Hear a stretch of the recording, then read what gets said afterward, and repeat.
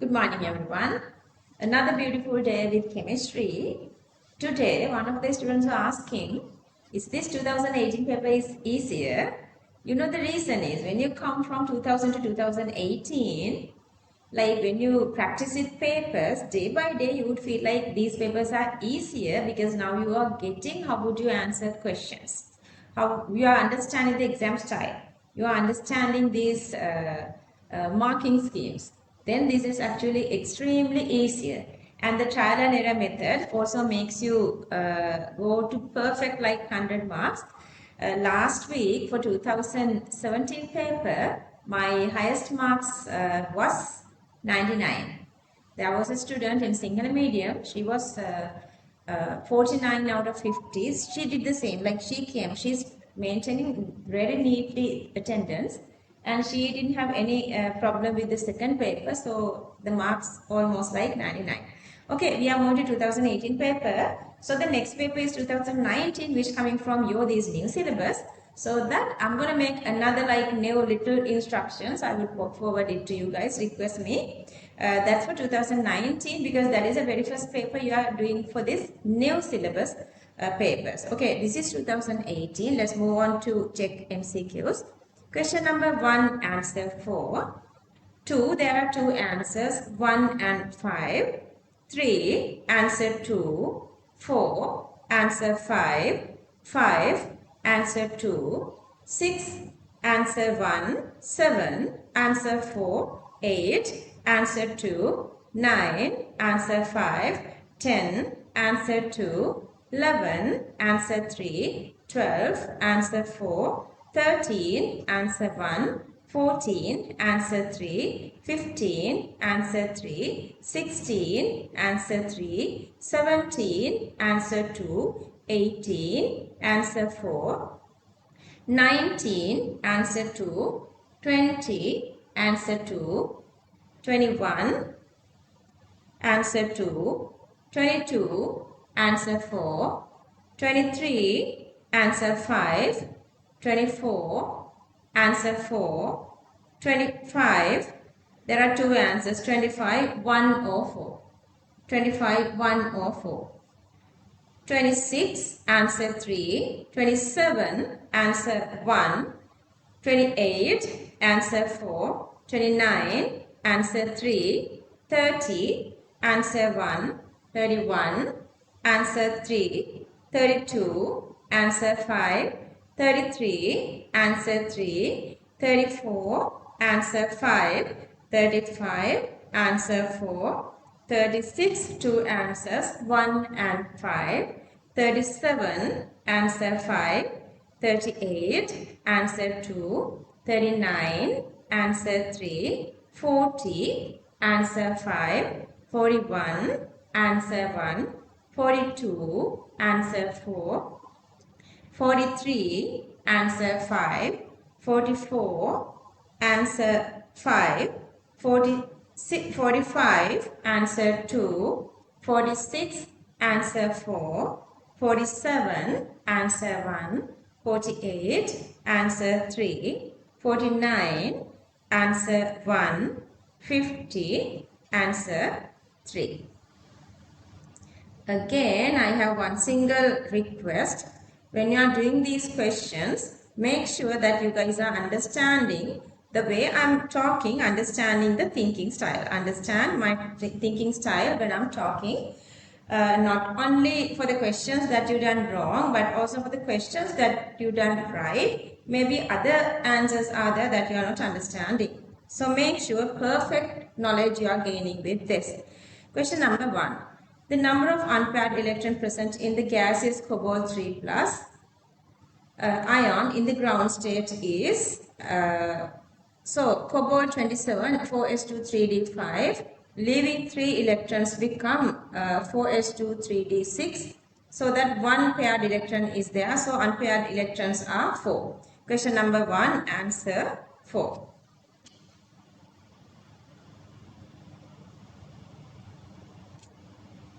Question number 2.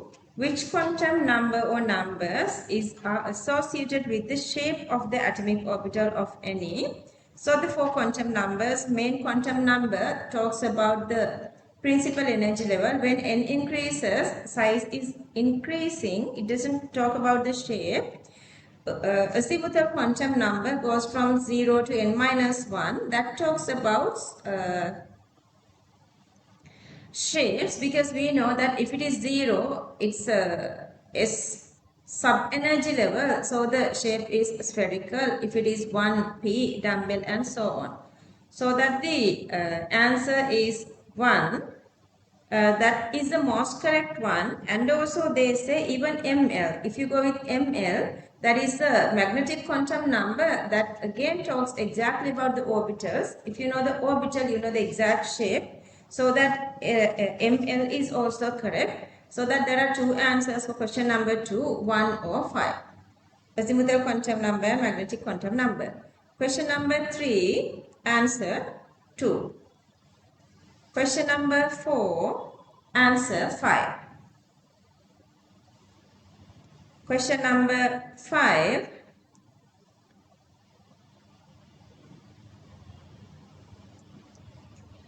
Question number 5, answer 2. And question number 6, 1 cubic centimeter, 1.03. So that per cubic decimeter, 1030, but just sodium iodide 3%. So this is the mass of sodium iodide divided by the molar mass is the number of moles taken by 1000 cubic decimeter is 1 cubic centimeter. Question number 6, answer 1.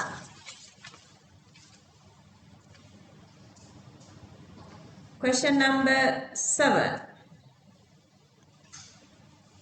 So-called famous kind of a question set is this. Whenever you are getting this kind of a question, this is how you're supposed to do. And remember here, okay, so you have a common ion here. So that when you dissociate AgX, X and X, when you dissociate AgY, Y and Y here, but since this silver is common ion, X plus Y is always the amount of silver plus. Silver is a common ion. So in both conditions, silver plus concentration is supposed to be exactly same. If there is no common ion, so the silver plus equals I minus equals X. Silver plus equals Br minus equals Y. But here, silver plus controls the solubility. So I minus in equal, Br minus in equal silver plus. So that fifth one is not correct. You can go with the fifth one. If you calculate this way separately, Br minus for these two conditions, first one or second one can be same, but you cannot go with that because the common ion is not acting on the first and second one. Okay, then because of that you cannot get KSP equals X squared and KSP equals Y squared. So that's again wrong. So that if you go with separately, KSP of these two are same. But if you divide one by one, silver plus is cancelling off. Only these I minus Br minus concentration is supposed to be equal to KSP Ag I and KSP Br, this difference. So question number 7, answer 4. Got it? Good. Question number 8.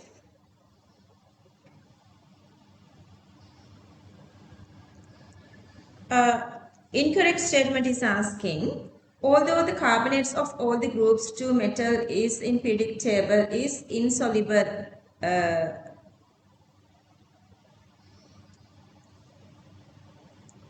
in water, thereby, yeah, CO3 2 minus all are insoluble, HCO3 minus all are soluble.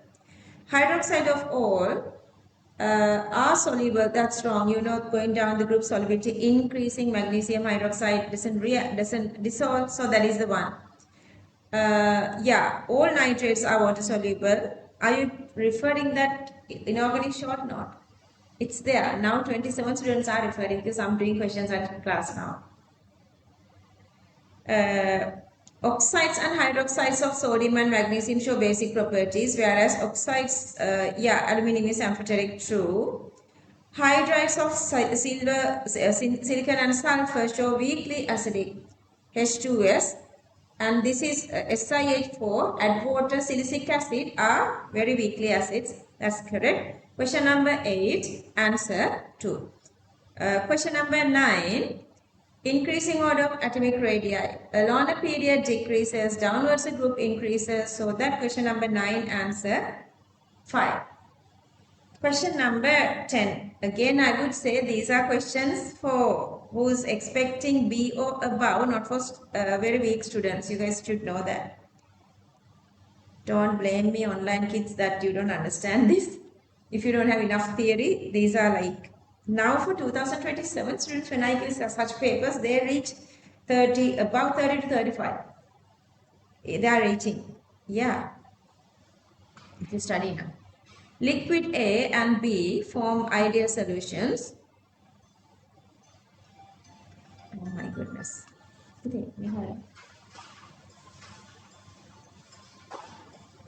Okay, answer කරලා කියන්න Manjula aunty මං කියන්න නැහැ. ඔක කියන්නකෝ. ඩික්ලයින් කරනවා. ඩික්ලයින් කරනවා. මංජුලා අනිත් ළඟ තියාගන්න නැත්නම් ආයෙ ආවොත් ආයෙ ඩිස්ටර්බ්. මංජුලා දාලා ගිහලා.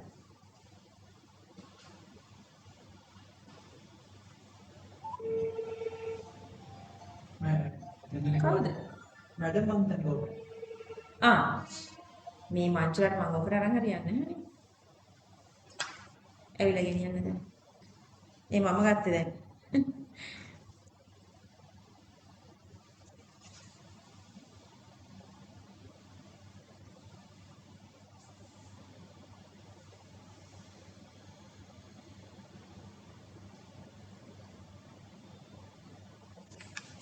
Okay. This question again doesn't have anything new. This is a connection between Raoult's law and Dalton's law of partial pressure. Only difference is this time they were given like little different these symbols. PA equals the total pressure into XA gas. PB equals to total pressure into XB gas, that is for vapor phase. From that, since the last expression doesn't have XB, I'm going to replace it as 1 minus XA. The same way for this condition, Raoult's law, PA equals P naught A XA liquid phase, and this is for B. And you guys know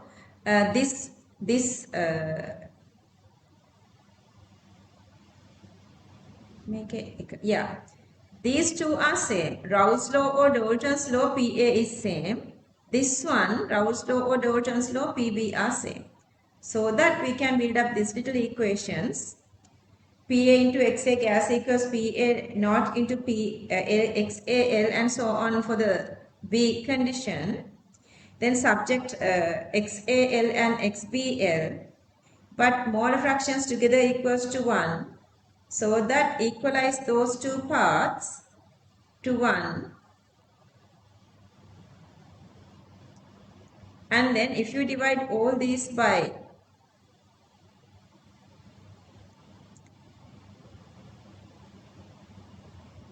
if you get P out here, then you can write this part inside. So that actually equals to 1. Then get this P other side. Then you are getting here. And these two together. P naught A, this part and this part get together and separate A gas. So this part is here. This part is here. Question number 10, answer 2. 2 nada. What is that? First one is that water pressure equal to fast pressure A plus fast B. एक morning ये try करा first नहीं ඔයා ඒ කොහම ගත්තා වුණත් එකම answer එන්න ඕනේ. Answer 2. Simplification errors. Otherwise, Yeah. You guys should know when they are making these other answers, they know how you're going to go wrong. Then other wrong answers are they are giving according to students' knowledge. Those are not arbitrary answers. When you guys are making like with inexperienced somebody, when they are making paper, there is a one exact answer, all the other answers are exactly like obviously not correct. But in the path, it is if it is possible to get some other wrong answers, which what students are getting as correct answers, such answers they include because they are that experienced. That's why you didn't get the answer. So the best thing is to go with like this being more focused. More focus on when you are simplifying things. Question number 11. Boiling point, answer 3 because all are non-polar London wall masses. Question number 12. Among the electronic transitions, n equals to 2 to n equals to 1, 3 to 2, 4 to 3. In a hydrogen atom, most energy is released between this because about going away from the nucleus, this energy gap is decreasing. So the highest energy gap is in between first and second. So this is supposed to be between going from second to first, coming from second to first. And then the second one, out of this, the least stable is OF2, oxidation number OF2, fluorine minus 2 plus 2. Sorry, OF4 actually, OF4 is OF4 this one. OF4, oxidation number of oxygen is minus 4, so that is most unstable one. Unstable one.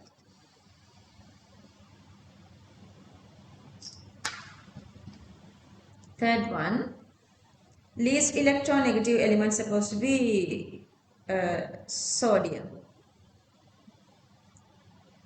In the following, fifth one, the only type of intermolecular interaction in this one, in liquid phase, is dipole-dipole plus London O is supposed to be there.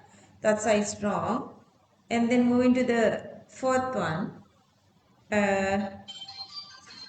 Oh my goodness. A disturbance. I'm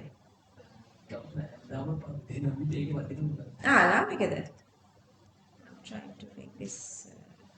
මට instant messages තියෙන මංජුලාගේ ළඟ විතරනේ වෙන අයගේ ළඟ ඒව නේ මට.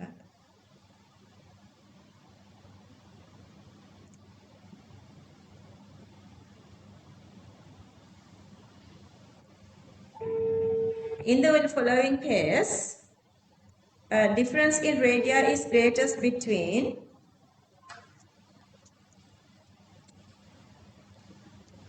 alright. If you go with O2 minus 10 electrons, O minus 9 electrons, 1 electron greater, radii is supposed to be greater. 10 electron, charge is less, so that it is less. No charge is way less. And number of electrons are less here, and the longer period size is decreasing. So oxygen is less and least supposed to be fluorine. Plus, if you go with the lithium and lithium plus is the smallest one. So that lithium plus is the smallest and the largest is O2 minus. So that is supposed to be the having the highest radii between the greatest. This is the decreasing order. Question number 12, answer 4. This is the dipole moment of this CH2Cl2 molecule. Moving to question number 13.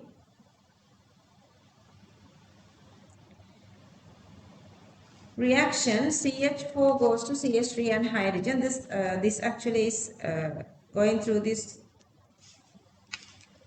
bond dissociation energies. the standard change in enthalpy of the above reaction, the standard enthalpy change for the dissociation of the first CH bond. You cannot say that is average because you are breaking only one single bond. Other four are incorrect. Question number 13, answer 1. Question number 14. Is it correct? Good. If you do wrong with this, what is the reason? Simplifications. This is again little longer. Elementary reaction 2A goes to B. If this is elementary reaction, stoichiometry, using the stoichiometry you can derive this rate equation. Order equals to the stoichiometric coefficient, so that you can write this is the these are rate expressions. Closed rigid container at a constant temperature, initial pressure of the container is P naught. So the initial pressure means when you are only having A is in the medium. So the initial pressure is P naught here. Pressure when rate of reaction is 50% of the initial pressure is PT. Okay, so that PT is the second pressure, and but the dissociation is 50%. Okay, so that the following gives the correct value of P1 divided P naught. Initial pressure and final pressure connection is asking. Okay, so this is an elementary. Order equals the stoichiometric coefficient. So that we can write the rate expression as R equals Ka to the power 2, or K, because they were given pressures, K partial pressure to the power 2. So that the initial pressure they were given is P, initial pressure, which is Pa, but the given data is P naught. So that we can write R equals K P naught squared. And the second time they say dissociation is 50%. Initial pressure of the rate of the reaction is half, 50%. So the initial rate I'm going to divide by 2. At that time, let's say the new pressure of A is Pa.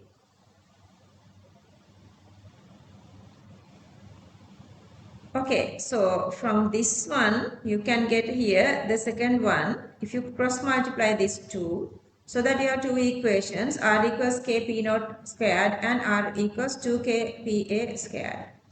But this R and this R are equal, so that you can write Kp naught squared equals Kpa squared. This. Out of that, if you subject Pa, P naught A divide P naught square divide P naught A equals to 2, and then remove the square value here, get the square here, root square here, so that then if you subject PA equals P naught divide root 2, that actually is the dissociation after when the rate is 50%. So this is the remaining of A after 50% of the rate decreasement. Okay, let's say this is the initial pressure P naught. Let's say the stoichiometric ratio is 2:1.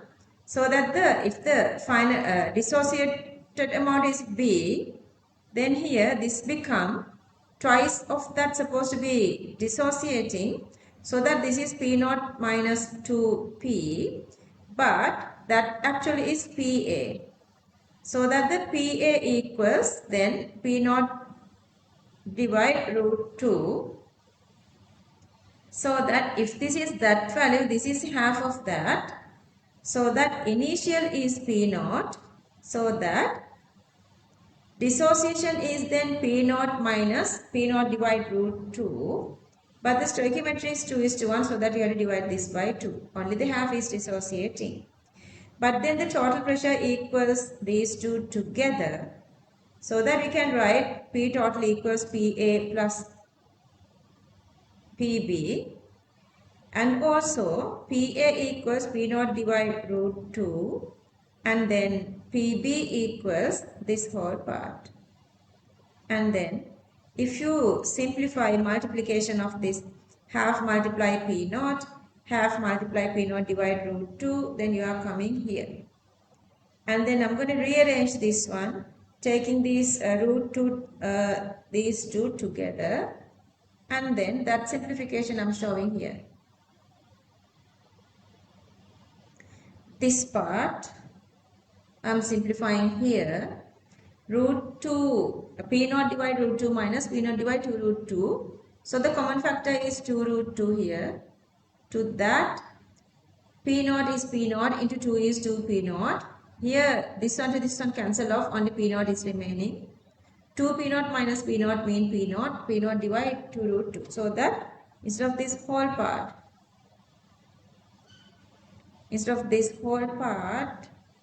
I'm writing here, instead of this whole part, I'm writing here P naught divide 2 root 2. And if I divide the full equation by P naught, so this become 1, this become 1, this become divide P naught, so you are coming to here. And if you simplify that, get these two together, then this is multiplying with the root 2, then you are getting here. Understood? So you got this one. Question number 14, answer 3. Okay, they are now continuously giving such questions. We had one in 2017, one in 2016. So you guys are getting this practice. But still, don't go with overconfidence. Now when you feel like that you can do this better, then you are missing simple stuff. Not the harder stuff you are focusing on, but still you guys are missing simpler stuff. Don't let this happen to you. Question number 15. An equimolar mixture solution of weak acid HA and HB with pK values are given. The value of log A minus divide B minus is approximately equal. Okay, so they are asking log values.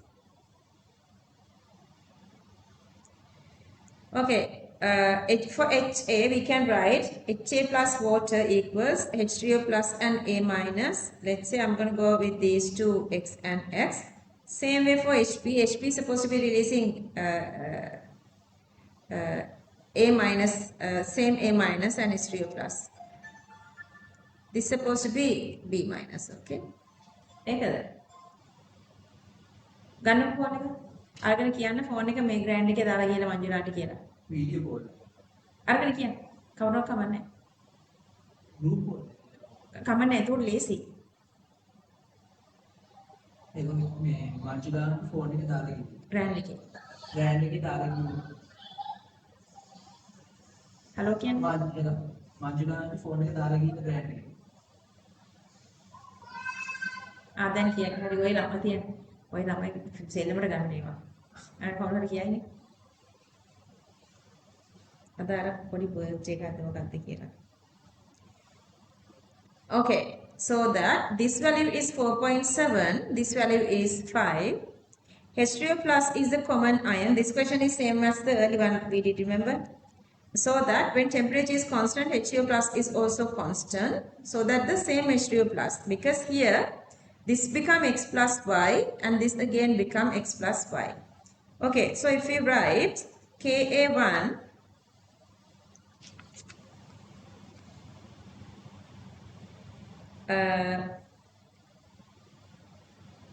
we can write Ka1 separately and Kb1 separately, and if we divide each of these by each other, H3O plus is X plus Y, it's same.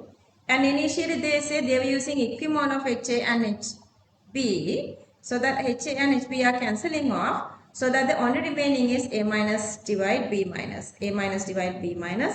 Then get the log values of that, Then log K1 divide log Ka, this 2 is log A minus B minus, but log Ka1 minus is pKa, log Ka2 is pKa2, so that log Ka is minus pK is minus 5, because this is minus value goes to the other side. So this is again, so that is minus 5 and minus 4.7. If you divide 1 by 1, answer is 0.3. Easy question. This question is exactly same as what? Question number 7 or which? That we did, like, you know, the common ion is there. The silver one. Yeah, number 7. Just write there. 7 and 15 are almost same. 7 and 15 are almost same. Yeah, read for question number 7. Okay, moving to question number 16. Which of the following statements regarding the phenol is true? And its last one, fifth one, give a colored purplish solution when treated with neutral FeCl3. That's true. That is this reaction. We did this one under this continuous variation methods jobs plot for inorganic chemistry. So the fifth one, I'm just showing you guys this one. And so that we did this one for organic chemistry. Phenol does the same reaction and it is giving this kind of a complex. So that the fifth one is correct. Moving back to discuss other parts. Reacts with ethanol chloride to form phenyl esters. You guys know phenol esterifies only with acid halides, true. Reacts with bromine water to give this tribromo white precipitate, true. Evolves CO2 gas when treated with no. Sodium carbonate bicarbonate reacts with these carboxylic acids, orthoparanitrophenol, quaternary ammonium salts, so on. This is incorrect. Colored complex treating with diazonium, yeah, diazonium with sodium hydroxide, electrophilic substitution reaction. That's again true. Question number 16, answer 3. Question number 17, half-life of a reaction, always independent of the initial concentration. No, for zero order and second order it's not, it's depending. Only for first order it's not depending. Always dependent on the rate constant. Yeah, for all these different orders, rate constant is always there. I haven't written that here. Always independent of order of the reaction, wrong. Always independent of the temperature, rate and K depending only on temperature. Equal to twice, no such connection. Question number 17, answer 2. Always dependent on rate constant. Question number 18. Electromotive force of an electrochemical cell does not depend on the nature of the electrolytes. Yeah, depending. Temperature, yes. E0 cell is exothermic. Concentration of electrolyte, yes. So that's why we are defining standard condition to 1 moles per cubic decimeter. The type of metal that forms electrodes. Yeah, definitely. That's why we have the electrochemical series. Surface area and distance between two electrodes are not. Electromotive force mean resistivity is 0, so it doesn't depend on surface area and the distance. Question number 18, answer 4. Question number 19.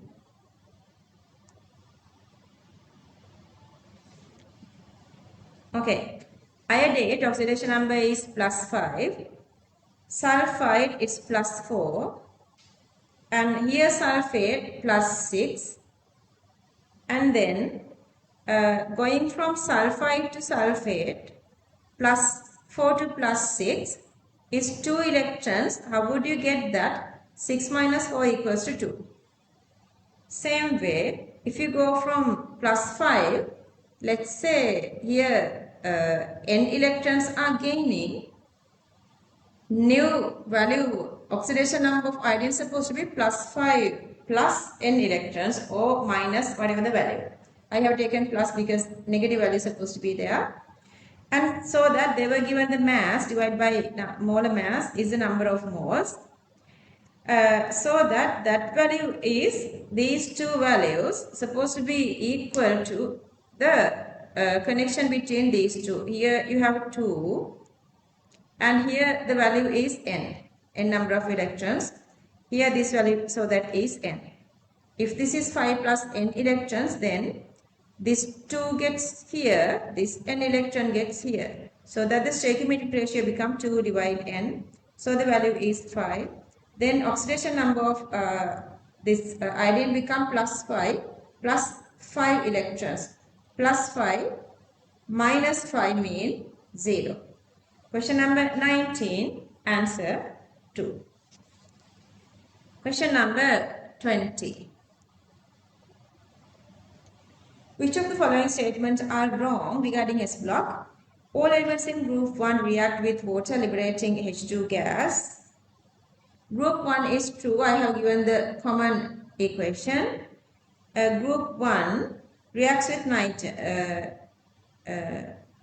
not except only lithium is reacting with nitrogen to give the lithium nitride. All are reacting with group 2, all are reacting with nitrogen nitride. Sodium reacts with excess O2 to give sodium peroxide. Sodium and below elements are peroxides. Potassium and below elements are superoxides. Now so-called very famous sentences. All elements of S block are good reducing agents. They release electrons very easily, reducing the other species. Question number 20, answer 2. Question number 21.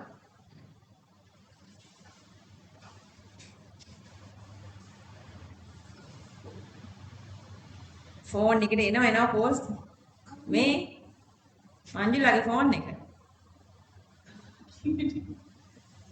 මම ඒක නිසා මේ බබාලගේ තිබේ මට අරගෙන ඔක මේව කරන්නත් බෑනේ. Okay. P equals nRT.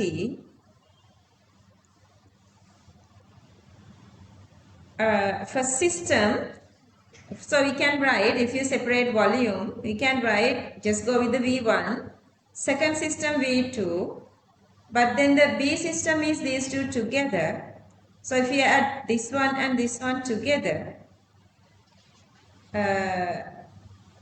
this is supposed to be V1 plus V2 supposed to be equal to 2n into R T3 into P, divide P3.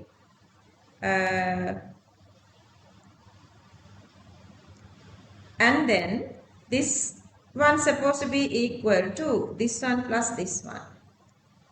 Okay, so that if you get NR, if you add V1 and V2 together, if you get NR out, so you come here and then you can equalize these two. This one and this one supposed to be equal. These two supposed to be equal. If you multiply, these two are equal.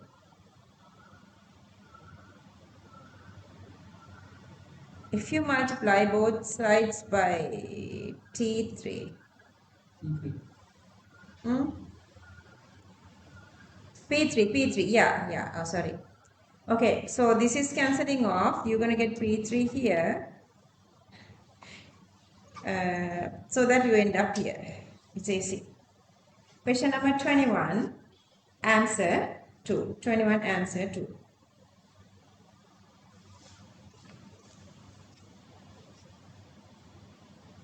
Question number 23, they were given two different situations.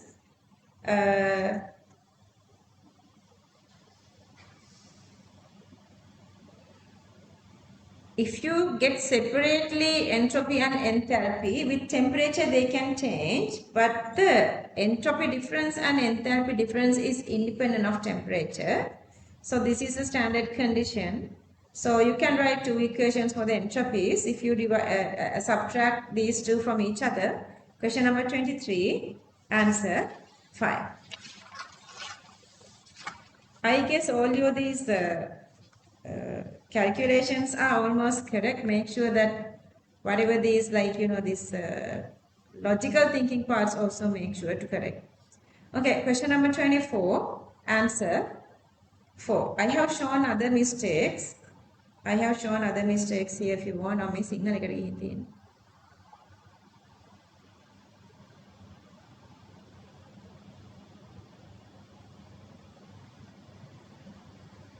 So the attack is supposed to come onto this carbon, that's why it is strong. Arrowhead is strong, so on. The correct one is answer 4. Moving to question number 25.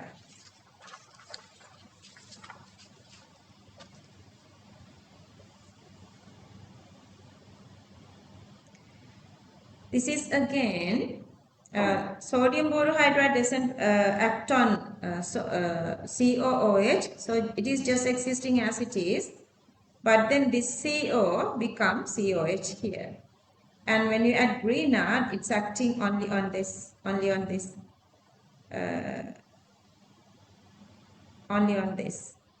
මේකට නෑ Greenard දාන්නේ මේකටද? මේකටනේ? Yeah, this is, but then only what happened here is this is acting as proton donor, මේකටම දාලා තියෙන්නේ.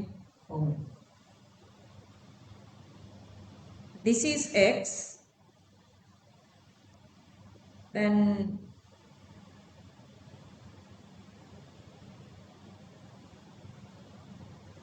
to this X they were adding Greenard. Is it?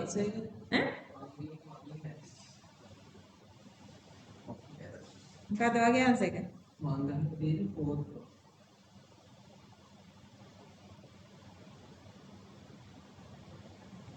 එන්න මම එකක් කියන්න.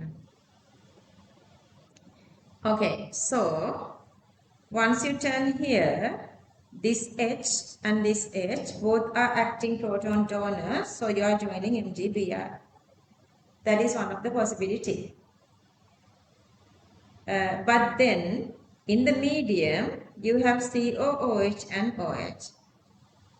Another molecule can join here so that you are making an ester. Understood? If you are making an ester here, this OH is joining here so that you are making an ester. So what happened here is, then this is become COO, then this big part CH, CH3, CH2, CH2, benzene, COO, it is going like that, the chain reaction actually. That's why this, you cannot get that. So that what happened is, then again, this CO breaking, and you can join two CH3 groups, two R groups, so that you are joining two CH3 groups here. That's why it is coming here. That's why they were taken this as correct. So there are two answers, 1 and 4. The most possible answer actually is 1. 4 doesn't stay like this. Question number 26. Do you guys want to show me the answer? Question number 26, answer 3. 27. Such questions are in these modern papers as well. All these are modern papers. Okay. Question number 27. Which of the following would occur soon after connecting a rod of zinc and a rod of silver immersed in saturated solution of AgCl and AgCl solid kept in a beaker as shown in this diagram? Alright, if you go with these two, they were given these two values. They don't have to give now because these two are very so-called famous. Zinc is always acting as the active metal, and silver is in nature, it's inactive. You know that. That's why we have silver jewelry, silver whatever goods with us. So this is the electrochemical series representing. So that zinc is the anode oxidation. So this is anode oxidation, and silver is the cathode reduction. So that the anode oxidizing, cathode reducing, so that this is the reaction, so that you guys can see silver is depositing. Zinc dissolves, silver deposits, and AgCl, because silver deposits means silver plus is less, no, so that this gives more silver plus to maintain silver plus concentration. Question number 27, answer 1.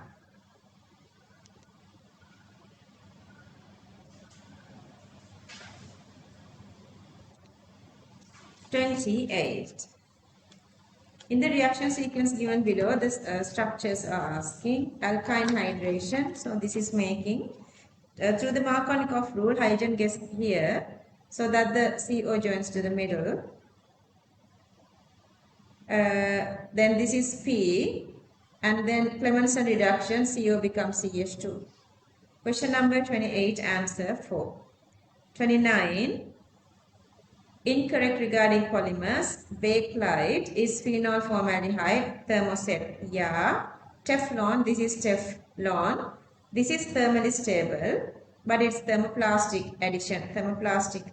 Nylon 6,6 condensation, you guys know that. So these two are the initial reactants. That part is true, but this is not addition. This is condensation. Pterylene comes to ethylene 1,2-diol and this carboxylic acid, carboxylic acid. That's again true. Condensation, small molecules getting away, OH, H getting away, sorry, OH, H getting away, water. Cis polyisoprene, rubber, yeah, that's true. Question number 29, answer 3. Question number 30.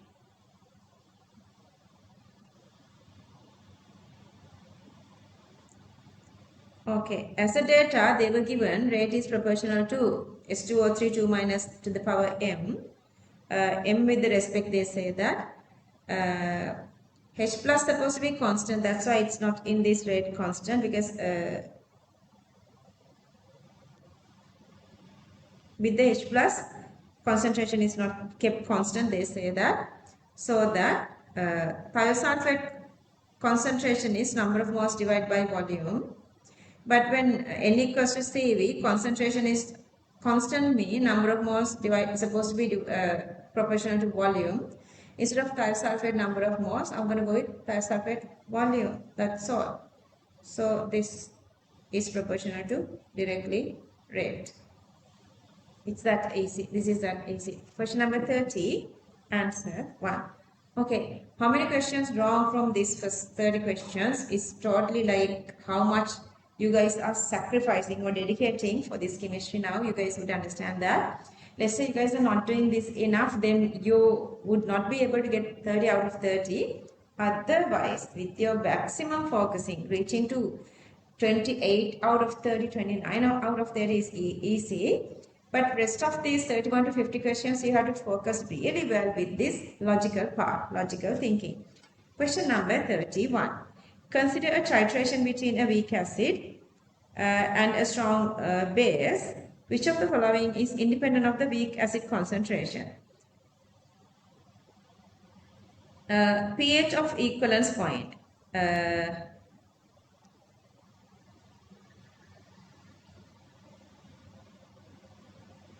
Okay, so weak acid and is sort of strong base. So that this weaker part, A is controlling the pH of the medium, Na is fully dissociating, A minus plus H2 gives HA and O minus, so that the medium is basic. So the endpoint color is greater than 7. Remember, CH2COH sodium hydroxide is usually 8.7, that is greater than 7. When the acid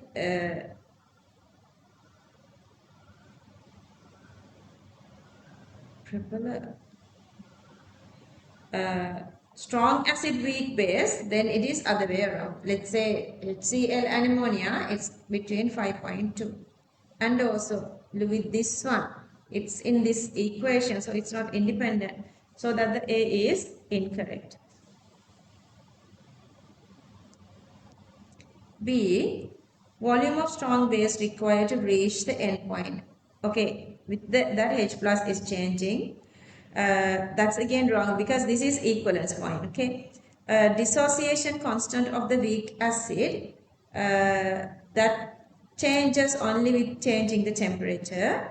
Value of H plus and OH minus of the solution in a titration flask. What is the titration flask? Initially whatever we have added, that's not changing. When you are doing the reaction is changing, but the solution titration flask, as long as the temperature is constant, Kw is constant, so the H plus is not changing. So that question number 31, weak acid concentration independent, only C and D. Question number 31, answer 3.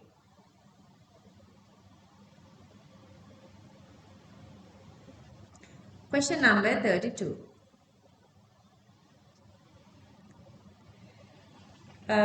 True regarding this molecule, I usually draw this on for your reference, but just imagine mentally and try to get answers. All four carbon atoms, see this is in one single plane and this is 100, this part is 120, so this is planar. Lie in the same plane, true. Angle between CDH and CDC, this and this is 120, yeah. CBCC, CBCC, one pi bond and one sigma and two pi bonds are correct. So that C incorrect, D correct.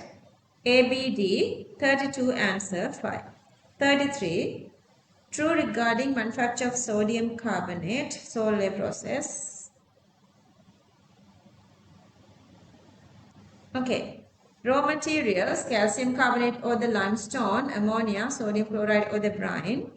There are 4 steps. First, carbon dioxide produced by burning calcium carbonate.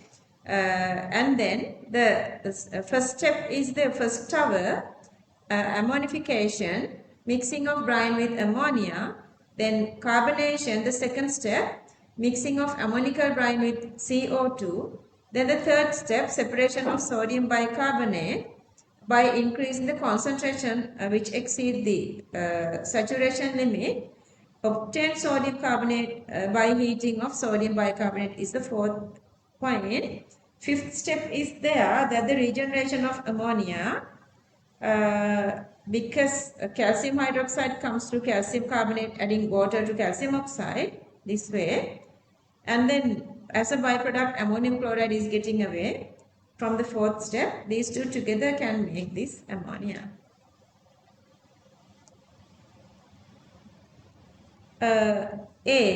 Carbon dioxide, it is one of the raw material used. No, raw material is calcium carbonate. The reaction between carbon dioxide and aqueous sodium chloride saturated with ammonia is endothermic, exothermic, that's why we are cooling. Manufacturing process involves 5 steps, actually 4 steps for new syllabus, but that extra step of this recycling is there, so you can say it's 5 steps. Most of the ammonia used in the process can be recovered, that is the 5th step. That's again true. So that question number 33, C, D correct, answer 3. Question number 34, temperature must be maintained at a constant value during the experimental determination of the order of elementary reaction, because the rate constant changes with temperature. That is the only answer. Question number 34, only D correct, answer 5. Question number 35, true regarding ethene and ethyne. Ethene is the double bonded one, ethyne is the triple bonded one. Both are having 2 carbon, first member of alkenes and alkynes. This week we completed up to alkynes. Next week is going to be the big day. Even Bayan is coming.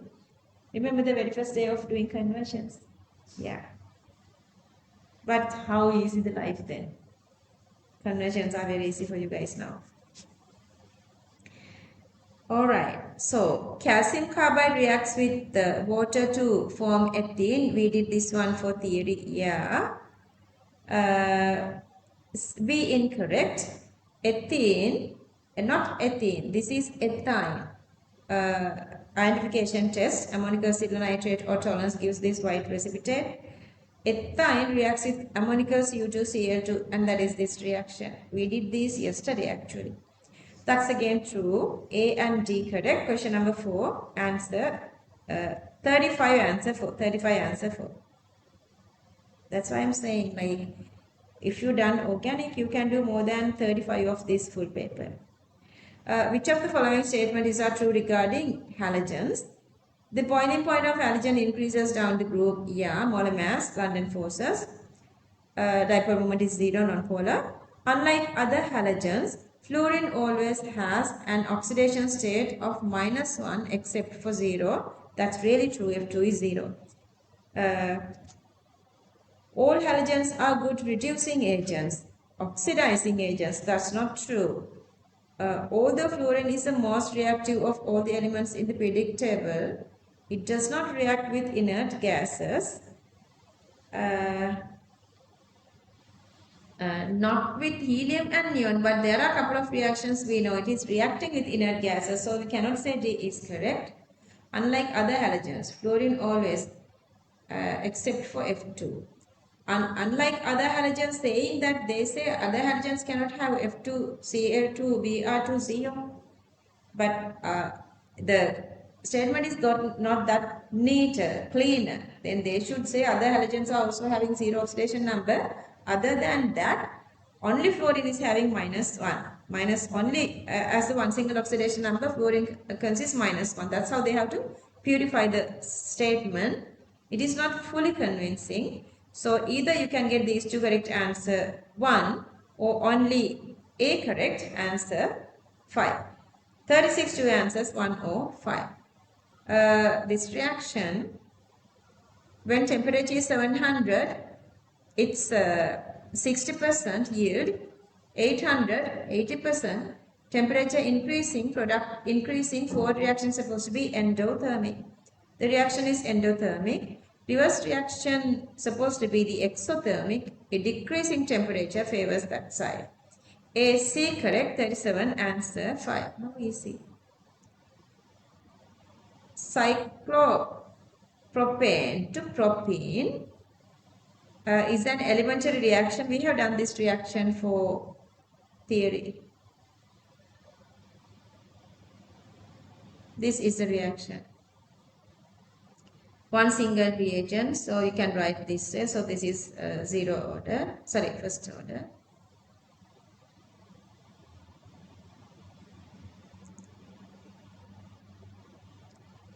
Half-life of the reaction depends on cyclopropane concentration. First order is this way, so it is independent. It is independent if it is first order. Half-life is independent of the initial concentration. Rate of reaction does not depend on the propene concentration. That's true, because we write the rate expression only for reactants, not for products. The fraction of cyclopropane molecules having energy greater than the activation energy increases with increasing of temperature. That's true. That's true. E bar equals 3RTO2. Temperature increases, kinetic energy increases. Reaction occurs via a bimolecular collision. Molecularity is 1. So you cannot say that it's a bimolecular collision. You don't know that. From these given data, 38, BC correct, answer 2. Question number 39. Which of the following statements are true regarding 3-hexene? Double bond is in the middle, so it has this geometric cis trans. Does not show AB incorrect. The compound obtained when reacting with hydrogen palladium doesn't have any sort of isomerism here. HBr, so once we add HBr, hydrogen, bromine gets here, hydrogen gets here, it's different. So this carbon has a chiral carbon, this compound has a chiral carbon, so optical isomerism is there. 39, A, C, D correct, answer 3. 39. Question number 40. Which of the following statements are incorrect regarding nitrogen cycle? Again, unit 14.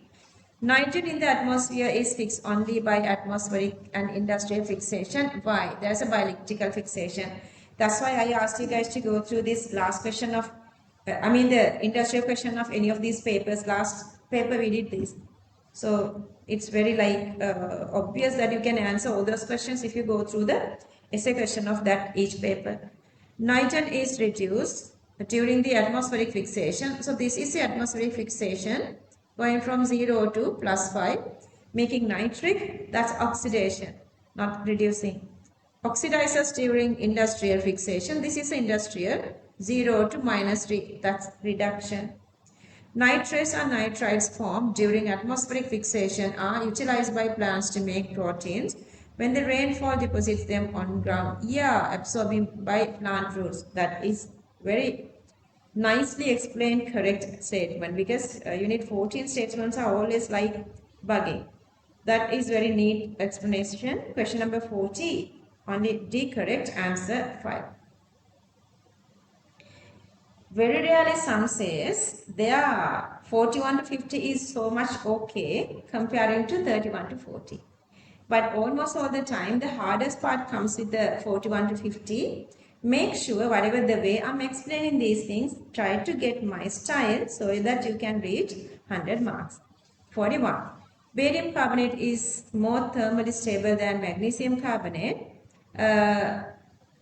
Statement is correct. Polarization power of group 2 cation decreases down the group. Radius decreases. Polarization power. Okay, so that radius increases. Polarization power decreases. Covalent character decreases. Ionic character increases. Going down the group. So the thermally more stable. Correct explanation. Answer 1. 42. The lone pair of electrons on nitrogen in an amine has higher tendency to form bonds with H plus than in oxygen because nitrogen is less electronegative, donation is easier.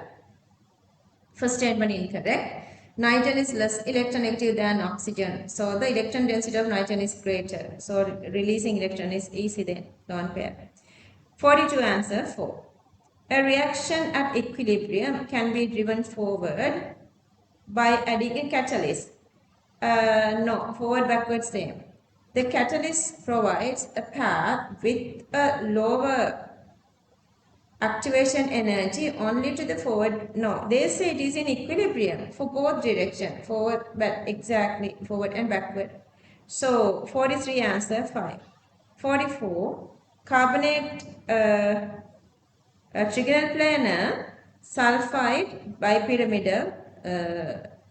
That's wrong. First statement wrong.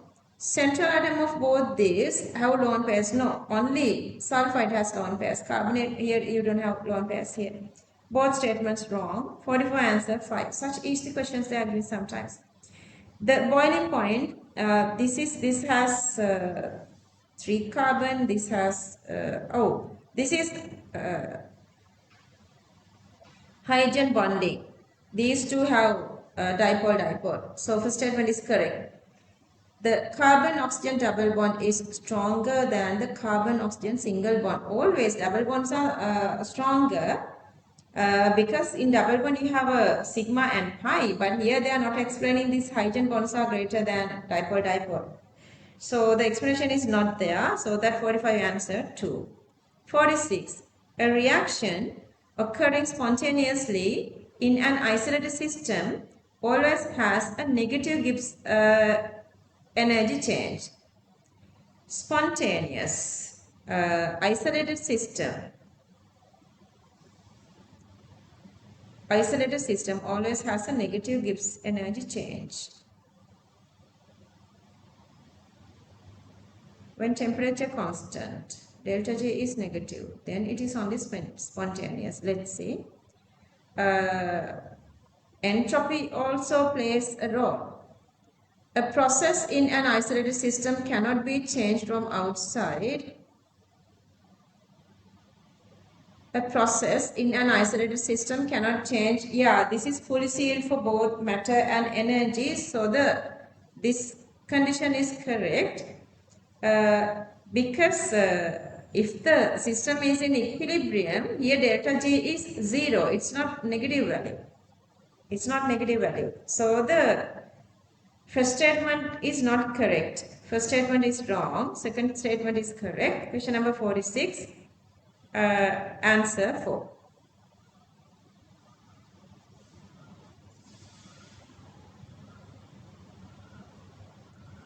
Question number 47.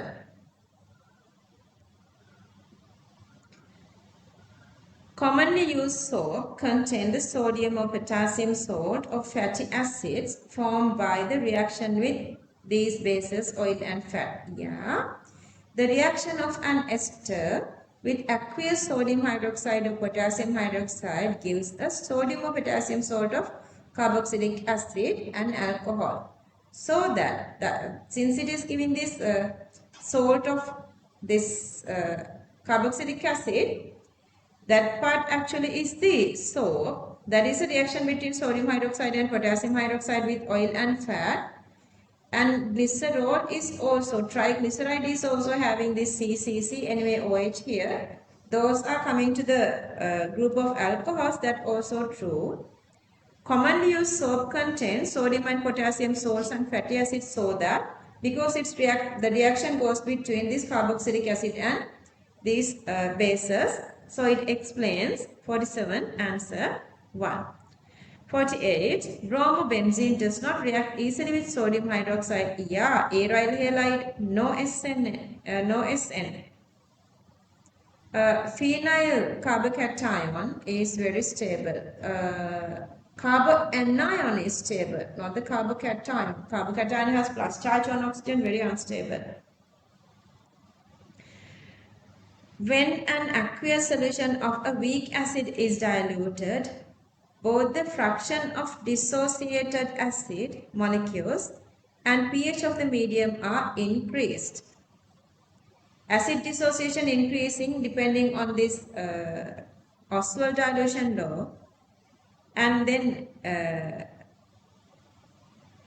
when the H plus concentration divide by volume, when the volume is increasing during the dilution, concentration is decreasing of H plus, mean the pH is also increasing. So the first statement is correct. Dissociation of a weak acid molecules occur in such a way that the acid dissociation constant Ka remains constant. Yeah. So Ka equals C alpha squared. To make Ka constant, when concentration decreasing, alpha is supposed to be increasing. So that is the condition. So that the second statement is correct. And then because of that, dissociation is increasing, pH is also increasing. So the explanation comes there, 49 answer 1. In the presence of sunlight, CO2 is fixed in green plants. That is for the photosynthesis. That's correct. Increase of CO2 level of the atmosphere cannot be controlled. No, that's so much wrong. The main eco-friendly part is trees. They control by absorbing carbon dioxide. Second statement is incorrect. Question number 50, answer 3. Okay, take a moment and write your own review. I know now to improve yourself, maybe you have very less. If your marks are reaching like very high value, then very little is there to analyze yourself. I'm showing these, the MCQs again. A little things there to improve yourself, but still your silly mistakes are there. So write your silly mistakes, what mistakes you done from this paper. If you want to improve better than this, what would you supposed to do to avoid such silly mistakes? Go through the whole syllabus each time once you done this paper, not only for the mistakes you done. So you have done these about mistakes parts, you have done along. Now you have to make sure that you are doing everything here, the whole full syllabus. Because a couple of questions are confusing, I guess.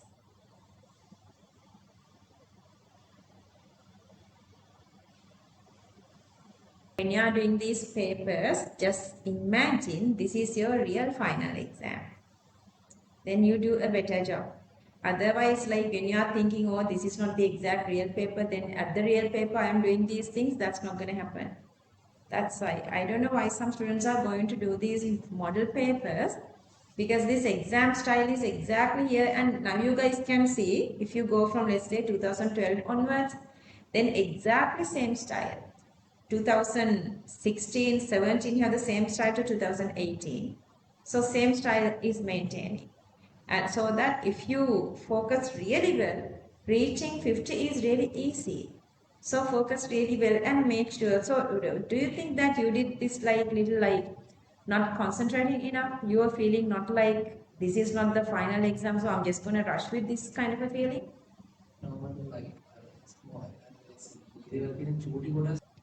District first උණු set එකක් තින්නේ 44 45 ඒ වගේ. So එහෙම හිතන්න එපා නේද district first කට්ටිය වුණා නම් අපිට අවුලක් නේ කමක් නැහැ නේ කියලා එහෙම නෙවෙයි. So you guys can do better. So then focus well on such questions. Write those questions, question numbers.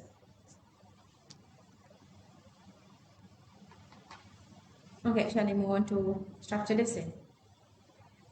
Going to structured essay, state whether the following statements are true or false. They were changing this style a little. They were not given this time like, you know, the couple of these elements to answer questions, but separate statements.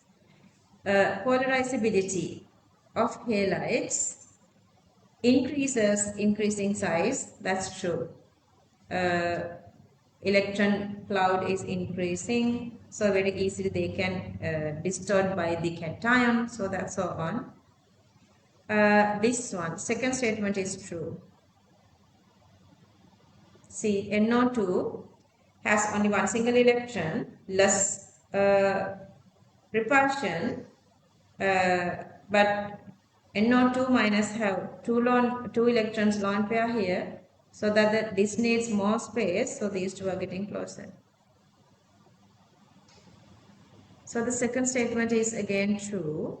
London dispersion forces among CCl4 molecules are smaller than London dispersions of SO3. How would get that answer?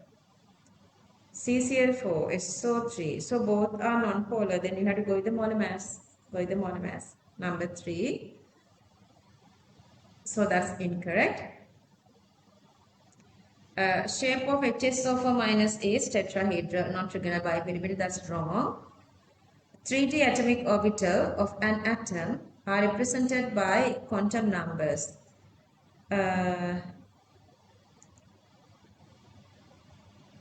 Explanation okay, so this is 3D.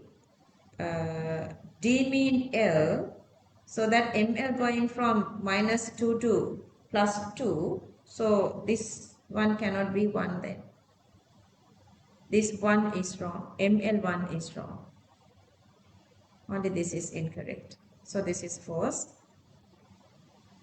Addition of an electron to a gaseous phosphorus atom is an exothermic. Yeah.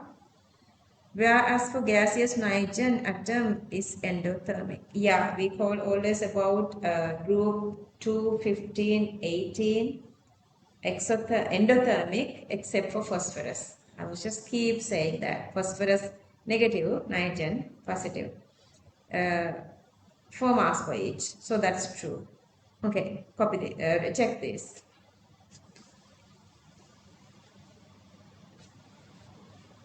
All arrows are not compulsory.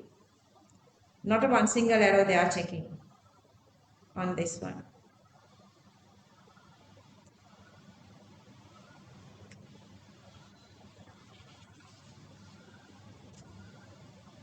Done.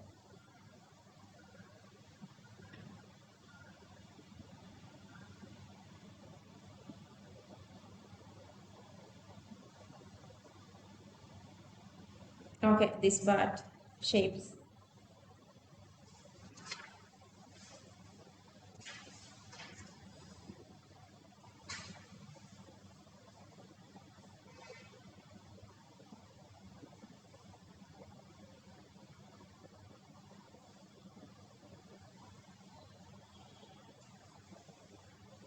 And then orbitals,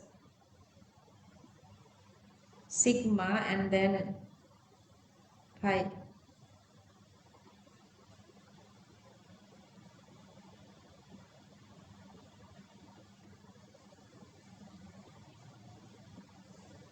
Because if this is phosphorus, once it has 1s and 3p, if you are having this extended octet, next electron supposed to go to where? 3d. Is it correct? Well done, well done. sp3 hybridization, d non-hybrid pi bonding supposed to be there on 3d.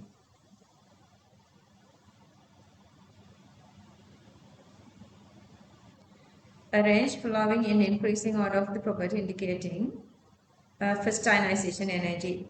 Okay, you can go with one single period and then the next smaller one, higher ionization energy, next big one, smaller ionization energy. And electronegativities of this. Electronegativities.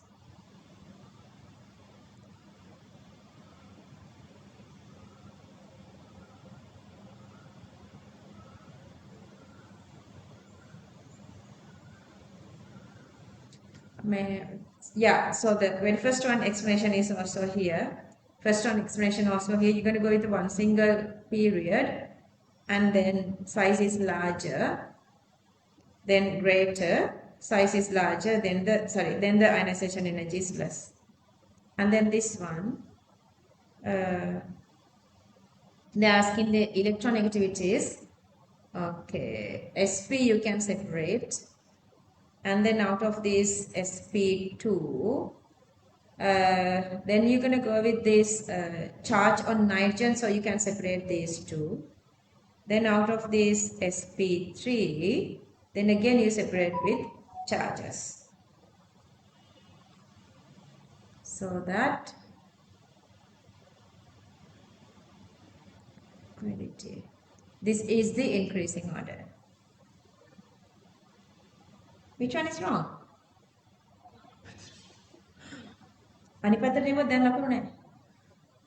I mean ඔයා ලිව්වේ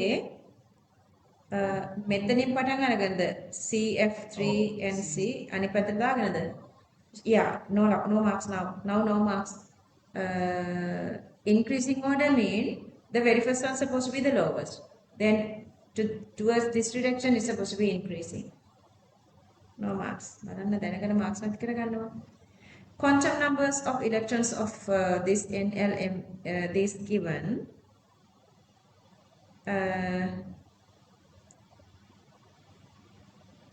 Quantum numbers. Arrange in the following in increasing order. So the energy increasing. Okay, so 3, 2, 2, 3, and then 1 mean P, 0 mean S, 0 mean S, 1 mean P, 2 mean D. So that these go as 3P, 3S, 2S, 2P, 3D. Then you have to arrange these given sets. So the very first one is a 2S1, and that is this one. And then the second one is 2P1, and that is this one. Third one is 3S1, May 2S1, the very first one. 2S1 is the very first one, is this one. And then the second one, 2P. This is 2P. And then the third one, 3S, and that is this. And so on, and so on. Correct? Good. Question number 2. X is a p-block element in periodic table. It exists in a diatomic molecule. Nitrogen, oxygen, fluorine, chlorine, diatomic. So you can get a little hint from that part. X exhibits a wide range of oxidation states. Not oxygen or fluorine. Then this is supposed to be definitely nitrogen or chlorine. Y is the most commonly common hydride of X. Okay, so then they say XY. So Y, common hydride of X is Y, dissolves readily in water to give basic solution. Basic, any gas, any hydride, the best possibility is NH3, so this is nitrogen. Diatomic gas X is used in the manufacturing of Y. So manufacturing of Y, so definitely nitrogen and ammonia. Definitely nitrogen and ammonia. A diatomic gas of X, nitrogen, is generally considered as inert. Explain briefly. See, these are the parts that you are losing marks, which you cannot reach like 100 marks. Nitrogen contains N triple bond, whatever this triple bond, 3 marks. Bond dissociation, usually they don't give marks for that, but I'm writing a high value. A high energy is needed to provide to dissociation. Okay, triple bond 3 marks, high energy needed 3 marks. And then oxidation numbers.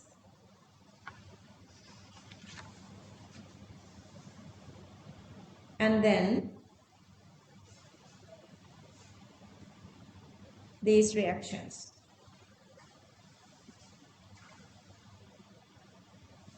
You can write any of these, not only exactly this, 3 marks and 3 marks.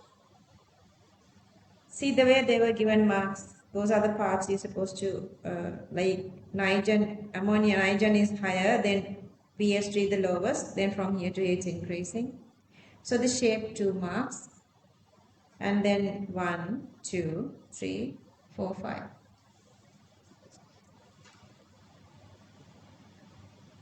5. Give reasons for the variation of boiling point of this. This boiling point variation is asking. Boiling point depends on intermolecular interactions. They all have dipole-dipole interactions and London forces. London force strength is high when molar mass or size increases, so that the boiling point is increasing. But boiling point of NH3 is greater than expected value because of hydrogen bonding between molecules. Okay, increasing boiling point with the molar mass surface and everything, London forces 3 marks. Talking about the hydrogen bonds, another 3 marks.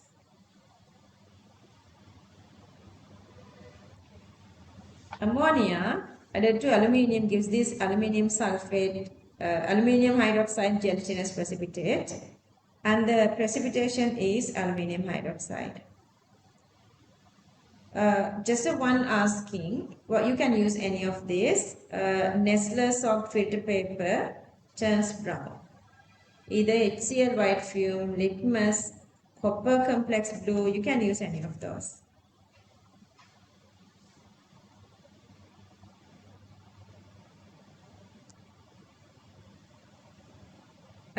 Z is an oxoacid of nitrogen, definitely nitrogen is nitric. State the products obtained when hot concentrated nitrogen reacts with sulfur.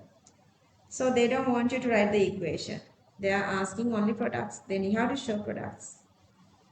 Just write whatever they are expecting. This way you can write it somewhere away, but they are expecting you to write this. Part B. A and B are compounds of two p-block elements belonging to same group. In the periodic table, A exists as a colored odorless liquid, room temperature and atmospheric pressure. It is also formed in the gaseous and solid state. The solid state of A is less denser, that only goes for water. So this is definitely water. B is a colorless gas at room temperature and atmospheric pressure. So this definitely is supposed to be H2S.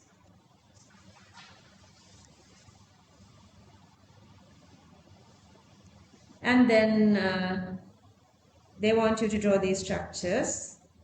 Yeah, this paper regarding with this information you're going to write are easier. Bond angle of H2O is greater than H2S. So the larger bond angle goes to A, 1 mark. Electronegativity of oxygen is greater than sulfur, 1 mark. Lone pair on oxygen is strongly attached to the central oxygen, 1 mark. Hence, lone pair on sulfur is loosely attached to the sulfur, has more freedom to move, no marks.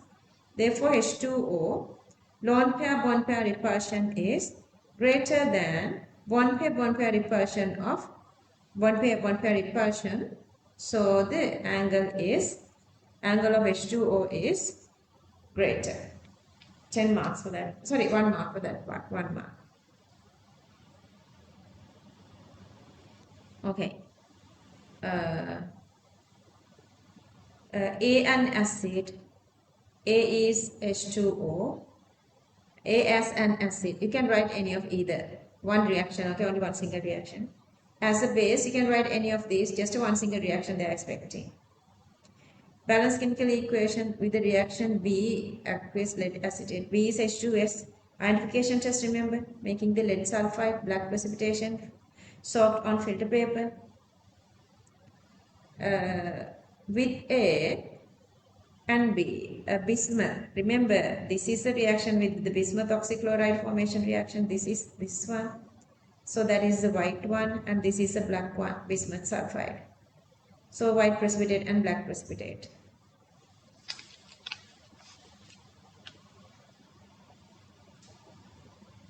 All these three, just to improve your memory, I have shown here. Moving to question number 3.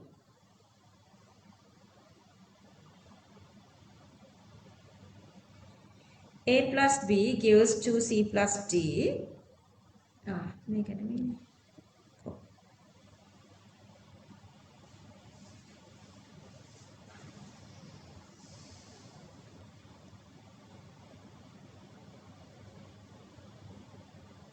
Yes. Reaction of A plus B gives 2C plus D. Elementary in both directions was carried out 25 degree. Initially, the reaction mixture was made by dissolving 0.1. 0.1 in A and B. Volume is 100. 0.1 divided by 100 is the 1. Okay, that's why they were starting from 1 moles per cubic decimeter. So that is the initial, starting from 0. So this is 0.5, they say that. So this is 0.75 and this is 0.25. So that at the end of the day, A is 0.75. We have to calculate these two, 0.5 and 0.25. Calculate the amount of A in the in moles reacted during the first 4 minutes, because first 4 minutes. Yeah, first 4 minutes is the place where they have started this equilibrium. Okay, this is the first 4 minutes, because they show this one. At 4th minutes, this is constant mean, other two also supposed to be constant, because they say this is equilibrium system. Okay, so they say initial A amount is 0.1 moles, the data. After 4 minutes, it's 0.75. 0.75, that is by the graph. So the remaining become then, remaining number of moles, so that become, this is the concentration. So 100 cubic centimeter they were taken. Using CV, you can calculate number of moles, 0.075. Then 0.1 minus 0.075 is 0.025. And then, would the rate of forward reaction be less than the rate of reverse reaction after 4 minutes? No. See, according to given graph, A concentration after 4 minutes is constant. Therefore, forward and backward reaction rates are equal. Therefore, reaction achieved equilibrium. Given that the rate constant is K reversible is 18.57, calculate the initial rate of the forward reaction. Since elementary, you can write RF equals Ka into B. Initial rate of forward reaction RF equals, the value is given. K value is given, and A and B still the same. A and B still the same. So the value is 18.57 moles per cubic decimeter per minute. Got that? Yeah. Calculate the concentration of C and D at equilibrium. Draw the relevant curve showing the variation of the concentration of C and D. Okay, A we already calculated here. A amount is remaining. Reacted is 0.025. So I'm using that here. So that 1:2 ratio, this is supposed to be twice of that. And this is 1:1 ratio D. So this is supposed to be exactly the same. That number of moles divided by, because the total volume is 100, so you can get 0.5 and 0.25. So that is at 4. So this is 0.5 and this is 0.25. So that these two graphs are the graphs for This is 0.5 for C, and this is 0.25 for D. 5.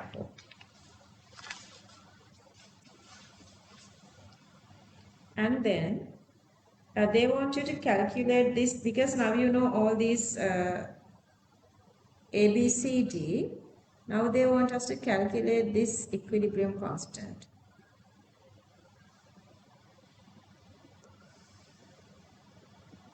Alright. Just write the equation, 5 marks. This time, because they were normal symbols, they were given marks even with or without physical state, but I advised you to go with that. Then do the substitution. 1/9 or 0.111 or 1.1 in 10 to the minus, or whatever the way you have written that, moles per cubic decimeter. Reversible. Okay, forward and reverse. Exactly. K equals rate constant of the forward divided rate constant of the backward. Are you guys okay there? Understanding that? So that just subject reverse, Kf and Kv already know, then you can calculate Kr. 1.67 into 10 to the power 2 moles per cubic decimeter per minute. After reaching equilibrium, the volume of the solution was doubled by adding 100 of distilled water. Okay, so the new concentration is supposed to be half. Predict the direction of the net reaction soon after doubling the volume of the solution. Okay.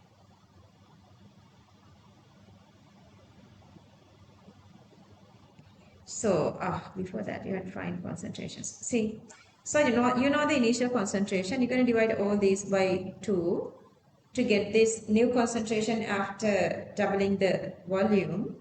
So that value is 0.056, and our initial value is 0.1, which is greater, so that the reaction goes to forward to increase reaction quotient, Either you can show it like that, or otherwise, that's the easiest way. You can calculate RF and RB separately, and then these two reaction rates separately, then looking at the reaction rate. But the reaction quotient method is easy. You did that? Yeah, improving, isn't it?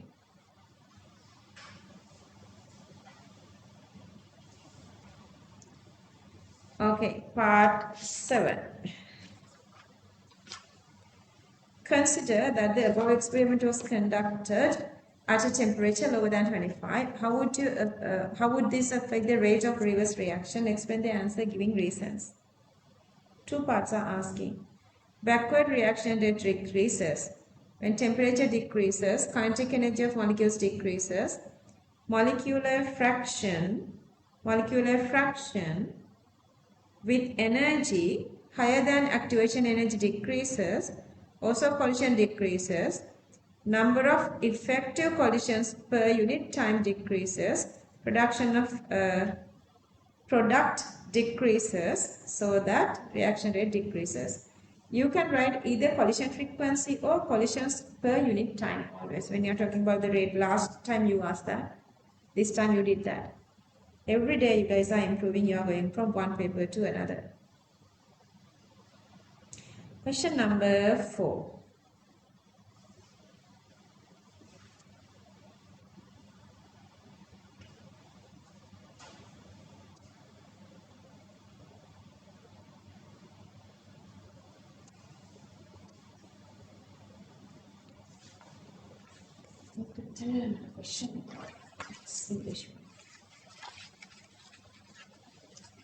Question number 4. Compound A, B, C are structural isomers of each other having the molecular formula C5H10O, CnH2NO, carbonyl compounds. All 3 compounds give yellow-orange precipitate with 2,4-D-N-P. That's again confirmed that 2,4-D-N-P reacting. So these are carbonyl. None of them given the silver mirror, so no tolerance. So definitely these three supposed to be ketones. So that you can draw only three of these figures. You can draw only these three figures. Only these three are possible. When A, B, C were separately reacted with sodium borohydride, D, E, F. So when you add sodium borohydride, so you are getting these three. Effectively, respectively, only E and F show optical isomerism. So the optical isomerism are here. This one and this one. Then this definitely D and this definitely A you can separate. When BC was separately reacted with renard followed by hydrolysis, compound G and H respectively, only G shows optical isomerism. So out of these two, adding of renard,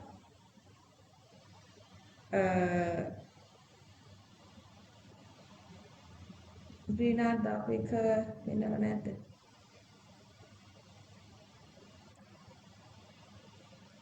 මේකයි මේකයි renard දාලා තියෙන අනික එකටයි renard දාපුවා අනිත් එක I think I haven't shown that. Anyway, so this one is the one which is having this optical isomerism.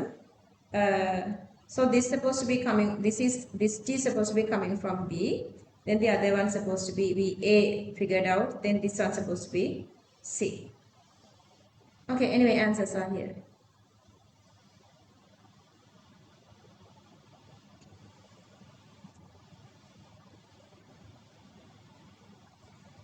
Almost correct, okay?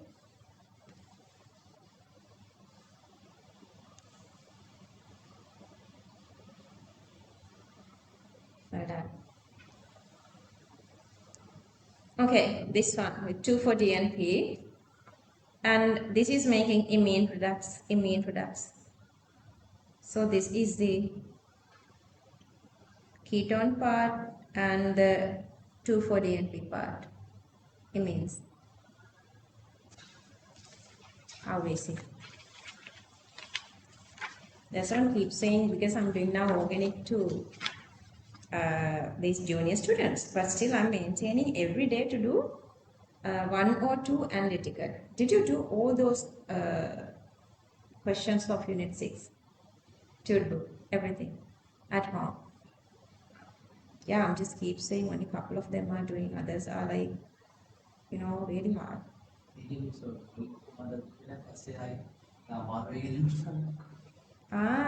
කොතමයි ඉතින් ඒගොල්ලන්ටත් දෙන්නේ. But now they have time. ඔන්න ඔයගොල්ලන්ගේ ස්කූල් එකේ. So earlier, some other schools were having these issues when they were done this big science day. Students definitely losing their marks. My experience. Then I was instructed these principles as well. The future is something bigger than science day. Kids' future. This time, some schools are not doing, but your school is doing that. But so the couple of students were missing like the year class. So they are having this like big seminar thingy, then stage drama and everything. I don't know what they would do next week. We can do this conversions. The your science day comes on 3rd July. Middle of this, the organic world is get this. Okay, anyway. Renainica, this is the product. Let me come back because I guess the Zoom is tired. See, my new discovery is that when Zoom gets tired, we have to go back and come back. Then it writes nicely. Otherwise, it takes time to show you guys what I'm writing here. Okay, this one, renainickel 1. And then bromine water. This one, sodium hydroxide and then dehydration. This is the initial product with aldol, but they're asking this. And this is the removal of diazonium with H3PO2, formation of benzene. Aqueous sodium hydroxide, COOH, removing of NH3, they are not asking the byproduct. And Conc-H2SO4, only Conc-H2SO4, remember. Only Conc-H2SO4. Wrong.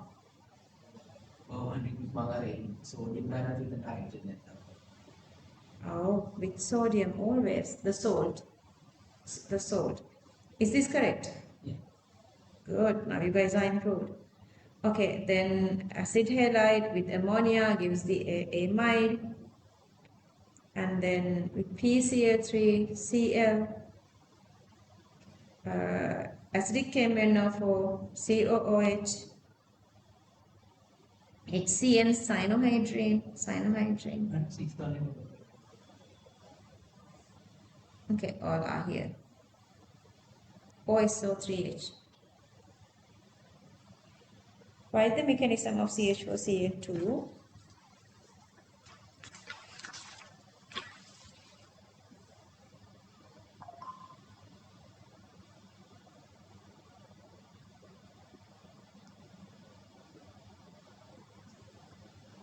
This is all. This is only they are expecting.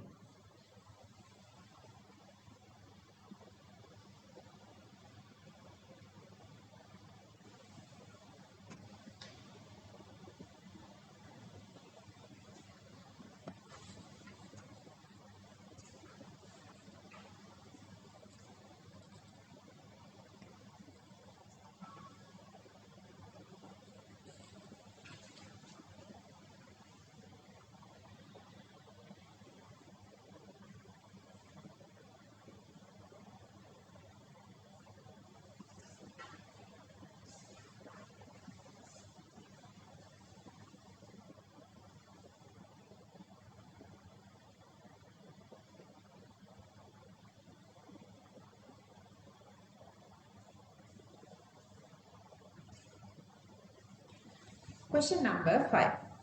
Consider the following reaction. Okay. MCO3 hydrated, giving this dried dehydrated one, n number of moles of water, and that is again going through this reaction MO2 plus CO2. So I have given numbers, equation 1 and equation 2 there. Small amount of 0.1. Small amount of 0.1 mole of this hydrated carbonate is present in an evacuated rigid container of volume is given. Temperature of the container is raised to 400, temperature given. Metal carbonate does not decompose at this temperature, but the crystalline water evaporates completely. Pressure of the container also given. PV equals nRT. Volume occupied by the solid is negligible. Determine the value of N in this. Okay, let's see how many number of moles are there. Okay, 1 is to N ratio, because here N number of water molecules. Considering ideal behavior, they were given 5 marks for this ideal gas equation. Number of moles of water molecule is 0.4. So that they were using initially the mole 0.1. 0.1 is to 0.4. Supposed to be 1 is to N. This is the connection. So that N equals to 4. N equals to 4. Part B. Temperature of the above system was then increased to 800 Kelvin. It was observed that some amount of solid metal carbonate is decomposed and is in equilibrium with the gas phase. The pressure of the container was measured as, okay, so they were given the knee pressure as well. Calculate the partial pressure of water vapor in the container. Inside you have only one single, water vapor, and now you have carbon dioxide as well. Okay.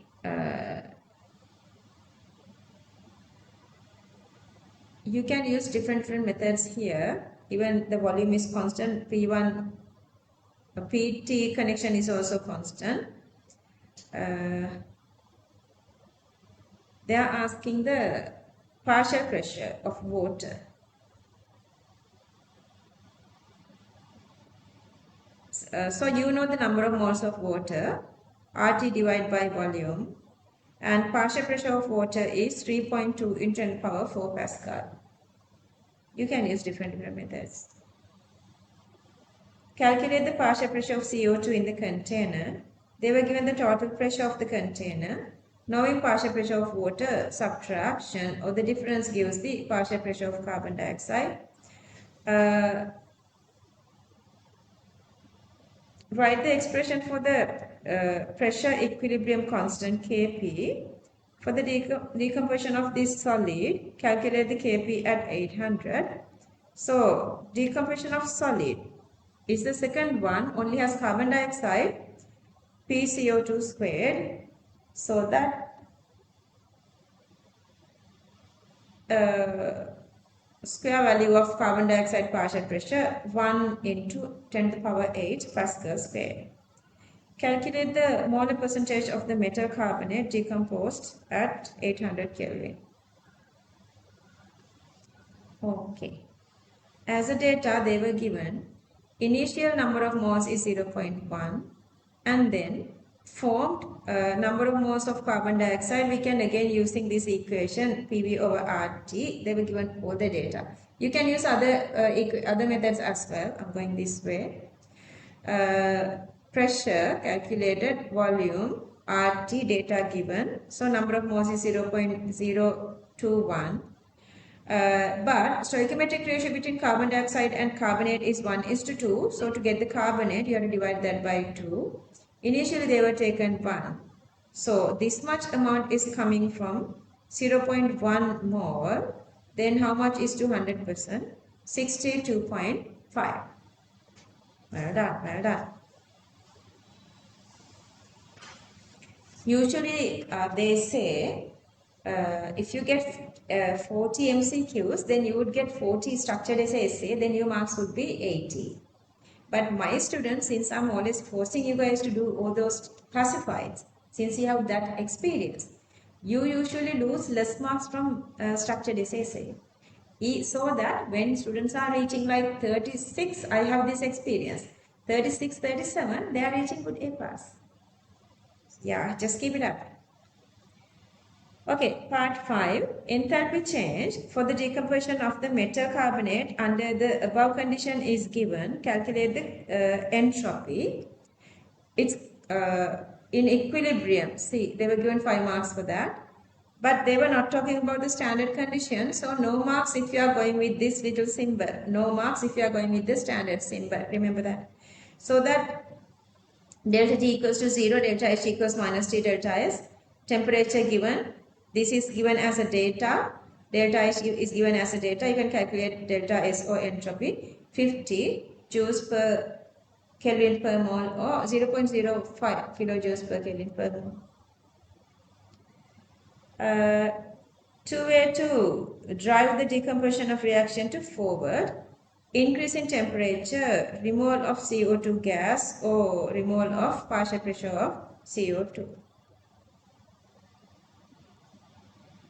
Part C, with the aid of thermochemical cycle and the data given in the table, answer the following questions. Standard enthalpy of formation. They were given all the data, whatever it's 0 or not. So they were given M solid, M gas, O2 gas, O gas and MO gas all are as formation enthalpies. Correct. No point of explanation.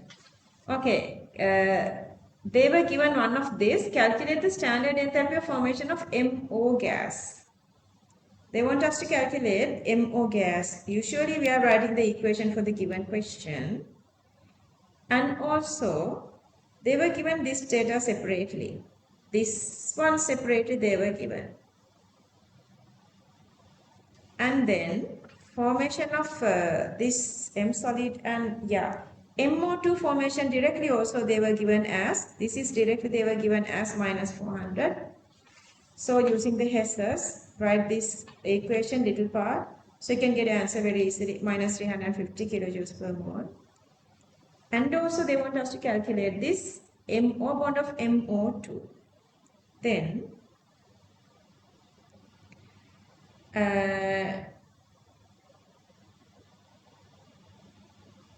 calculate the MO bond dissociation enthalpy of M.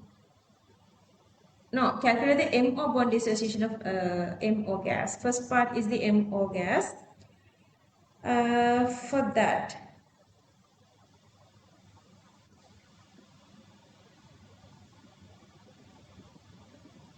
standard enthalpy formation of MO, we did that. Second part, calculate the MO bond dissociation enthalpy. MO. Okay, so they are asking only this little thingy.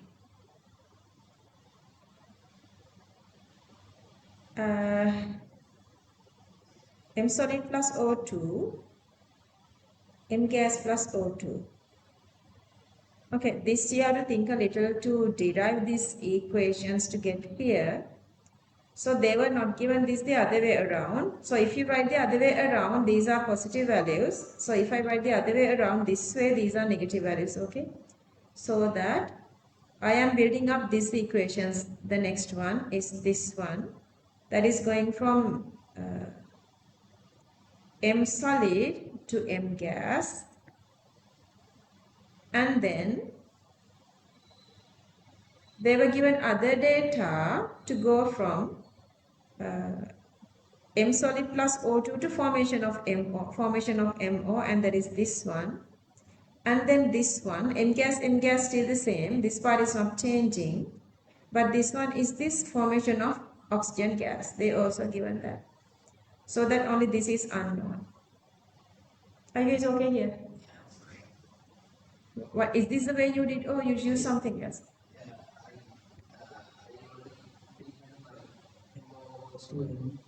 Like equation method? No, the cycle. I have a other MG අතකට gas O2 එක මම ඒක ලියනකොට මේ information එකක් විශ්ලේෂණය කරනවා.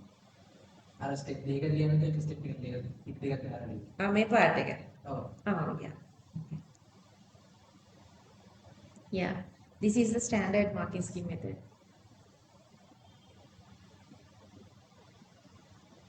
Okay, so the value is 1399.2 kilojoules per mole. And then the third part, the same way. එතකොට මේක ගන්න පුළුවන් මොනවාද?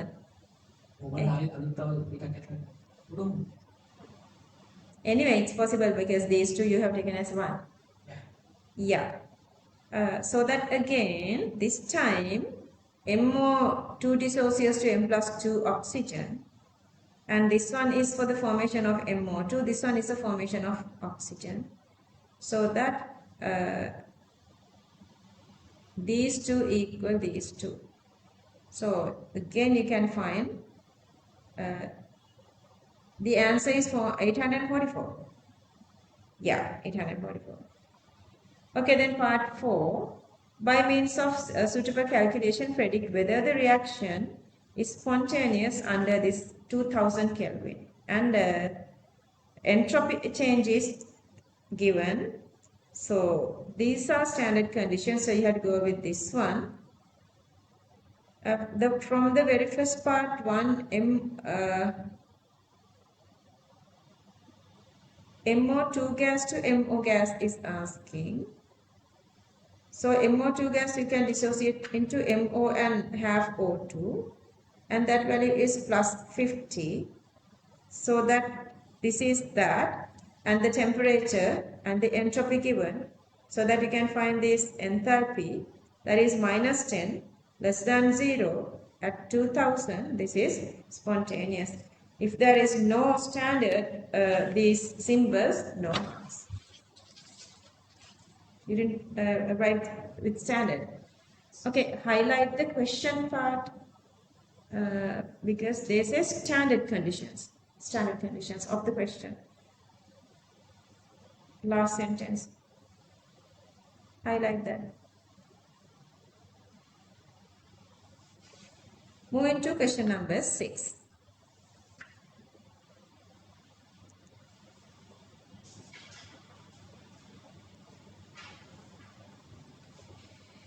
An experiment was carried out to determine the partition coefficient of iodine I2 between water and an organic solvent B, which forms immiscible liquid system.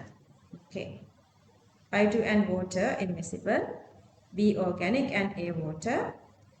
20 cubic centimeter of B containing n moles of I2 they were taken 20 cubic centimeter of B that has m moles of I2 and 20 cubic centimeter of A, both are 20 and 20, to reach equilibrium.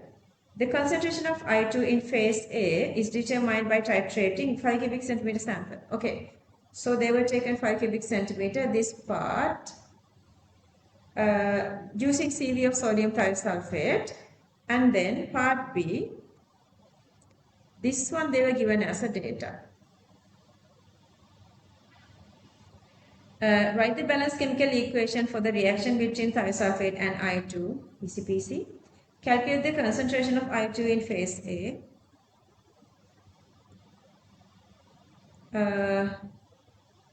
CV is this one. And then I2, you have to divide that by 2. And then that was in 5 cubic centimeter, divide by that to convert this into concentration. So that the concentration is 0.011 in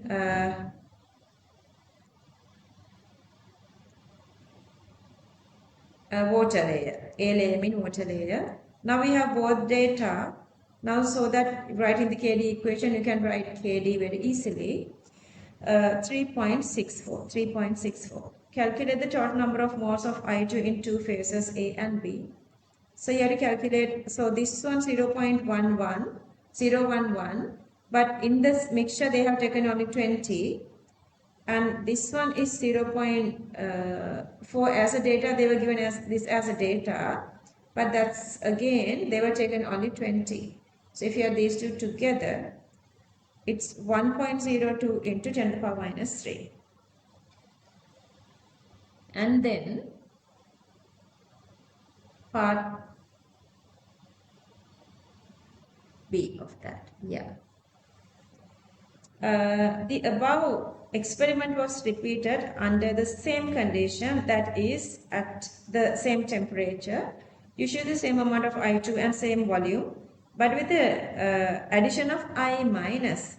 Now the reaction here, you know organic I2 doesn't dissolve I minus, so you have these two reactions here. This has only reaction between or the equilibrium between water, but I2 has two reactions now with aqueous and aqueous making I3 plus the distribution to I2. The system is then thoroughly shaken and allowed to reach equilibrium. The volume of thiosulfate solution required to titrate I2 is 5 cubic centimeter sample. Okay, so here using 5 cubic centimeter, they were using thiosulfate. CV of thiosulfate is 0.00541.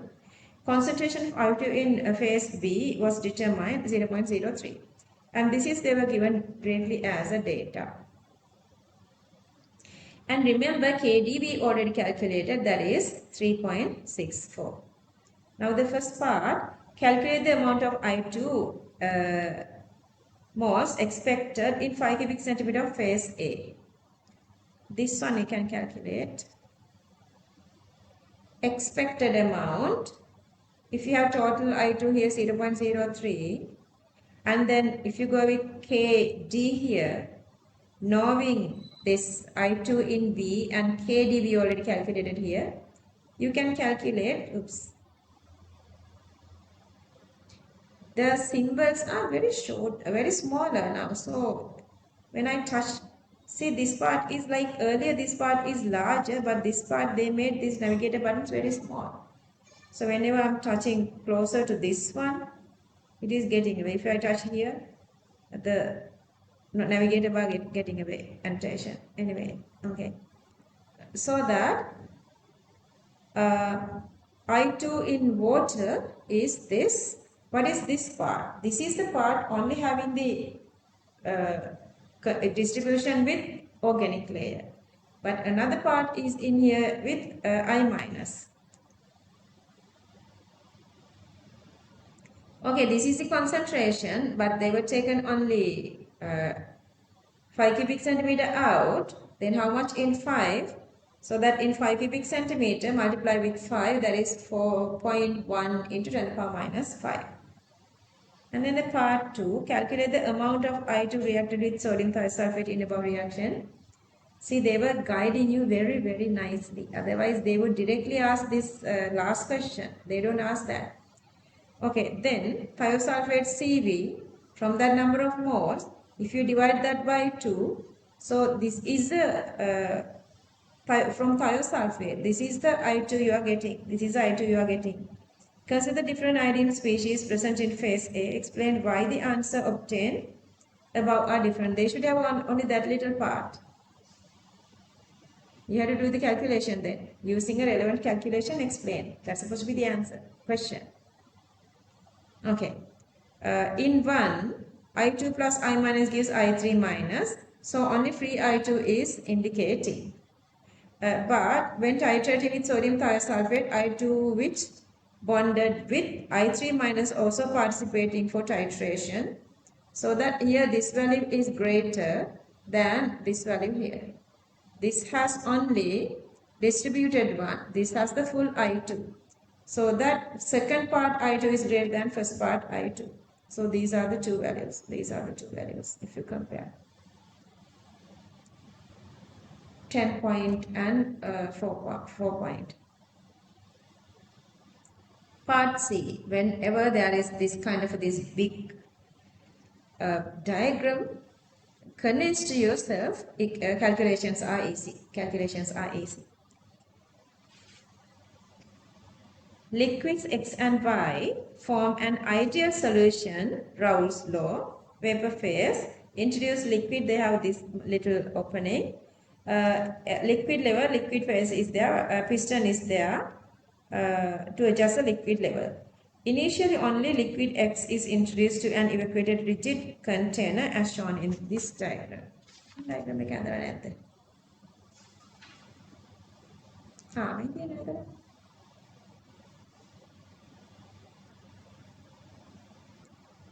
Okay, only X is there initially. So have you done all those classifieds now? Yes. I have to the industrial one.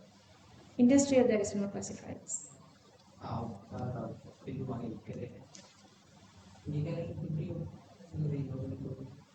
Which book then?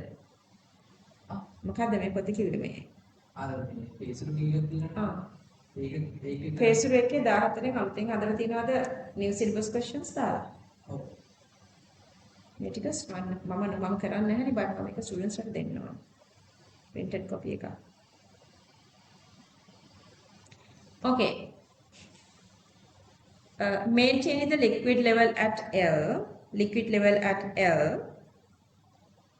the system was allowed to reach equilibrium at 400 temperature.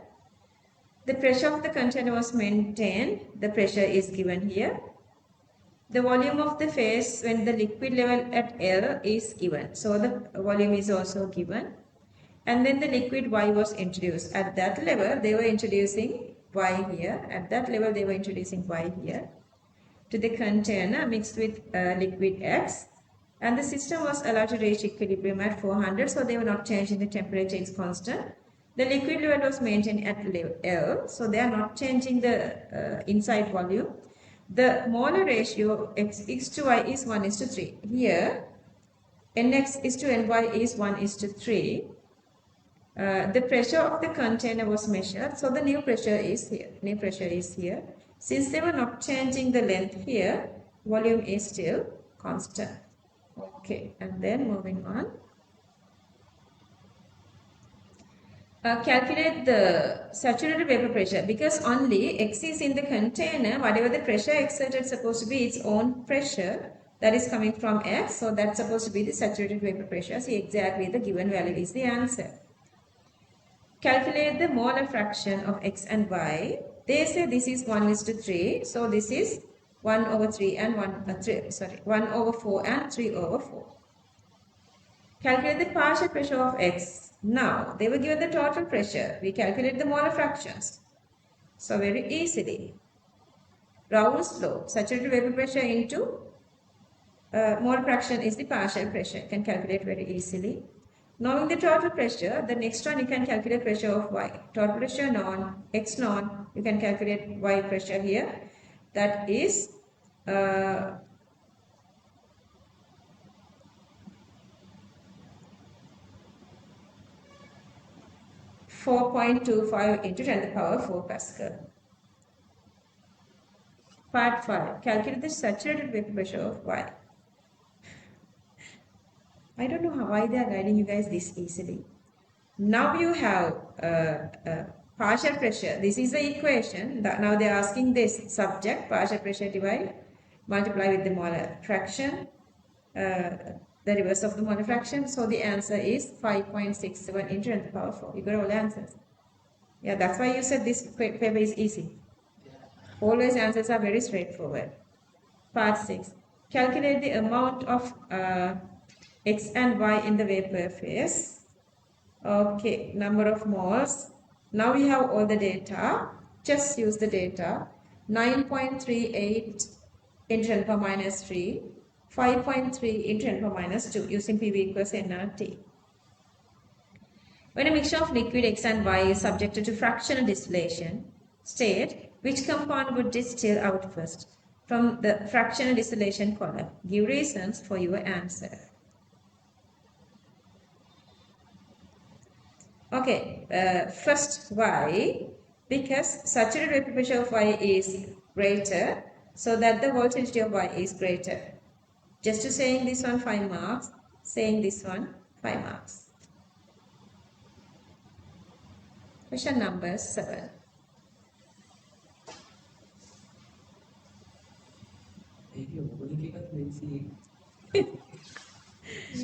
Really? Oh yeah, 16th one, the most challenging one was the organic part. 17th paper.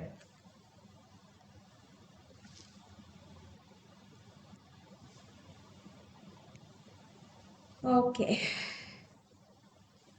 Using given data, so they want to get this CO to the middle. So that the very first thing is, it's at the end for now. So you have to remove this. And you have to get this to the middle. Double bond. Just the Markovnikov joins here. Aqueous sodium hydroxide and then oxidize or PCC or whatsoever, but they were not given. They were given only sodium acidic MnO4. Wow. If the steps are exceeding 7, no marks. And remember, whenever you feel like discouraging, don't get discouraged. Let's say up to here it's correct, then you are getting marks up to here. Let's say only this part is correct, then they are getting marks up to here. You are missing marks only for this part. So make sure whenever you're supposed to do something maximum, just give it a try. Alright. Alright, so how would you make this one? So, amides are coming from carboxylic acids or the acid halides with the whatever this compound. So the bond supposed to be break from here. And then when you are giving sides, which side, which one, how would you decide? So you have to do this somehow other place. So if you add, let's say the sodium hydroxide, if you just add sodium hydroxide, then this is become COONA and the other side become NH2. This is become NH2. But I have added NaOH and H plus, so that this is become COOH, this is become NH2, or you can write NH3 plus here. NH3 plus here. Then you can add sodium hydroxide here, but no marks they were given. And then COOH, CH2OH, and then CH2. The problem here is you have to join these two orthopara. මම ඒක මෙතන පෙන්නලා නෑ නේද? මොකද්ද පෙන්නලා නැත්තේ?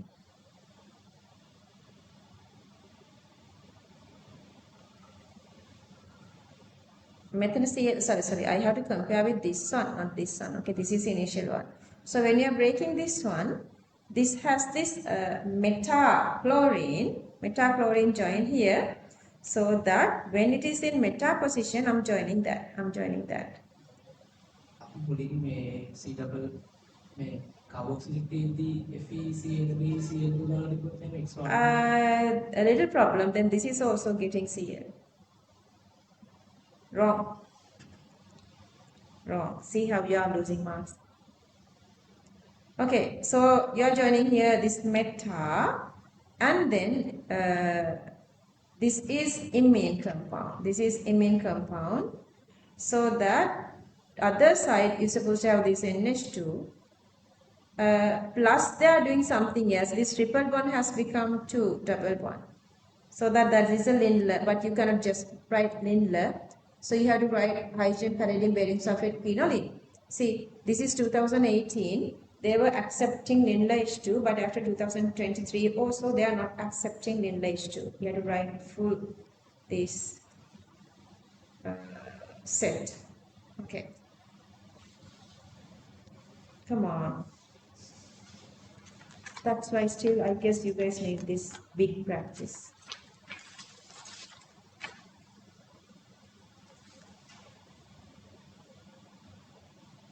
Okay. This simplest mechanism. OH joins with this one breaks and Br minus gets away.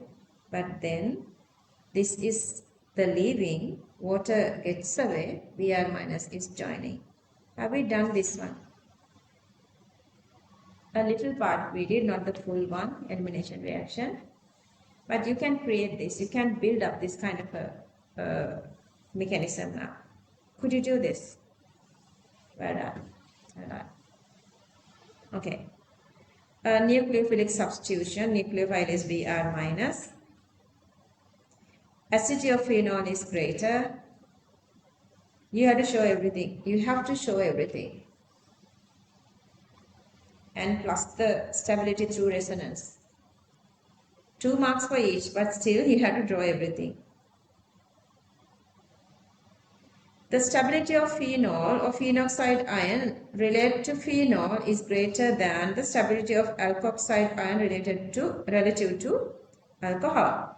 Negative charge on phenoxide ion is delocalized in benzene ring and stabilizes it. But alkoxide ion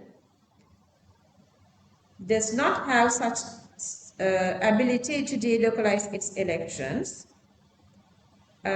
Or otherwise you can say it doesn't have resonance stability. Therefore, equilibrium point of equation 2 lies more towards right compared to equilibrium 1. See, writing that they were given 2 marks. It's part of this conclusion, but they are giving marks, so don't forget. Question number 8.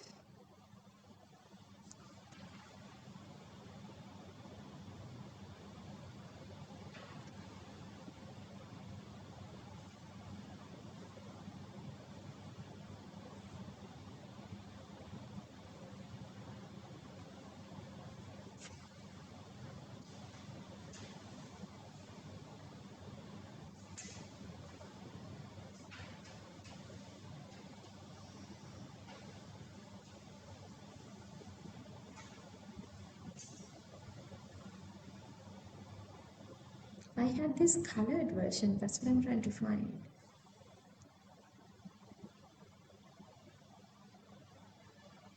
Can't find it.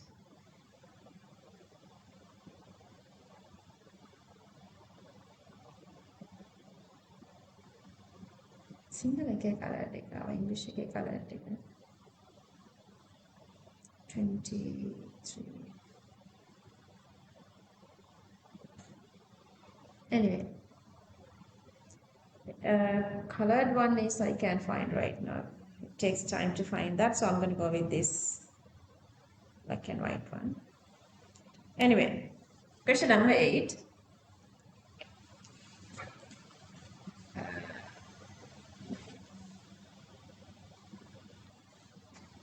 An aqueous solution P contains 2 cations and 2 anions. The following experiments were carried out to identify these cations and anions. P was acidified with DHCl and H2S was bubbled through the solution. A clear solution was obtained, no group 1 and group 2. Above solution was boiled till all H2S expelling.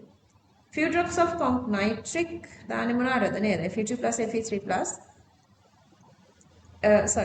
was heated further. Resulting solution was cooled and added ammonium chloride, ammonium hydroxide, that is group 3. Brown precipitate Q. So that's definitely supposed to be this brown. I have given other colors here as well. Moving on. Q was removed. Then has H2S, group 4. Pale pink precipitate, that's definitely manganese sulfide. Other colors I have given here. Go through the group analysis. R was removed, ammonium carbonate, clear solution, so no calcium, strontium and barium. Diluted sodium hydroxide, dirty green precipitate and white precipitate were forming. So they said 2 cations. So we know already 2 cations are these two. But we got Fe3 plus by adding nitric. But initially, when they were adding sodium hydroxide, for the initial portion of P, so they were observing this dirty green and the white. White is manganese hydroxide, white, beige or pale pink. And then the dirty green definitely is supposed to be ferrous hydroxide. So these two are Fe2 plus and Mn2 plus.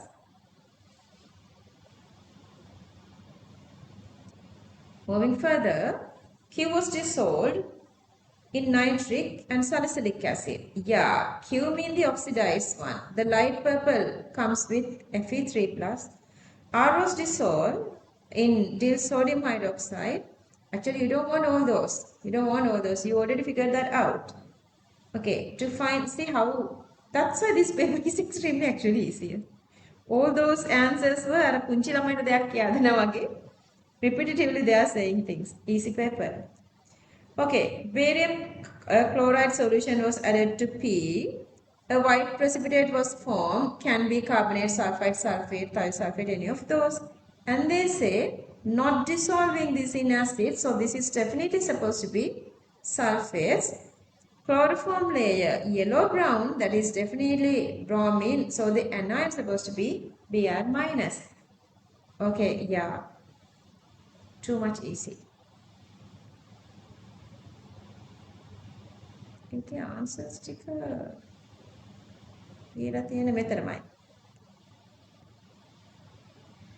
So the questions.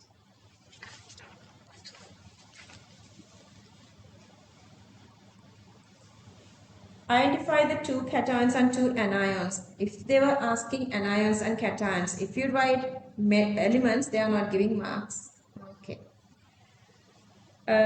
Write the chemical formula of the precipitates Q and E. Q ferric hydroxide, R manganese hydroxide. Reasons for flowing: removal of H2S in experiment 2 and heating with nitric.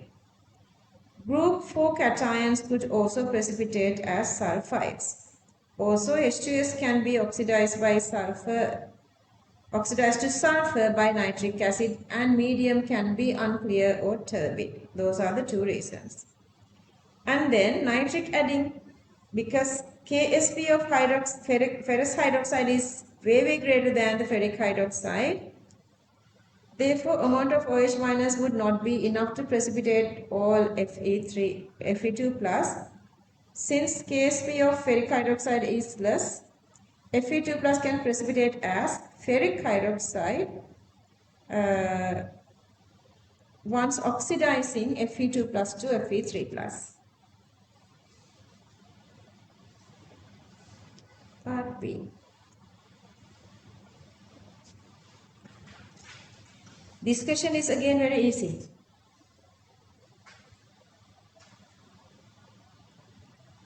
Okay. The sample X contains lead, copper and inert. Lead, copper and inert in here. Mass they were taken is 0.285. Slightly excess dill nitric dala, they're going to dissolve this one. A clear solution simply mean all got dissolved. Sodium chloride was then added to resulting solution.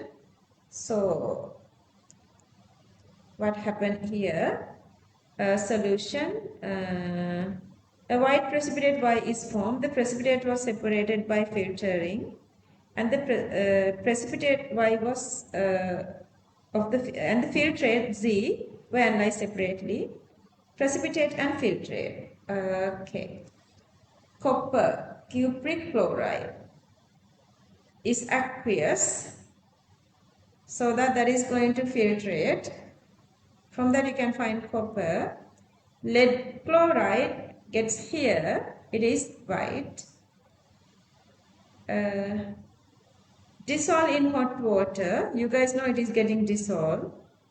A solution of potassium chromate was added in excess, so it is making this yellow color lead chromate precipitate, and separate the filtrate, get the precipitate.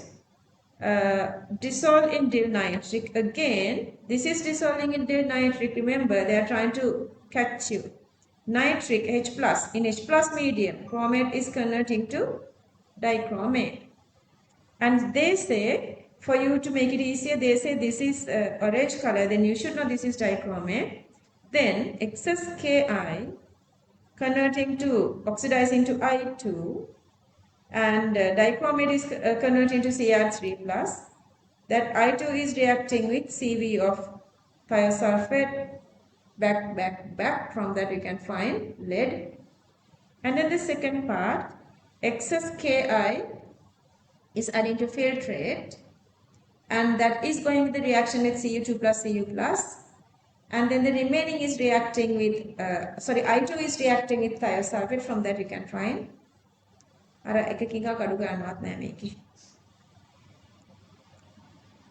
Okay, this is a reaction between copper 2 plus and I minus, and this is a reaction between I2 and thiosulfate, so that 1:1 cancelling off. If you add these two together, 2:2 also cancelling off, so that copper is to thiosulfate become 1:1. So thiosulfate equals copper equals same Cv, and if you multiply that by the molar mass, you're going to get the mass. And initial mass known, so you can get the percentage.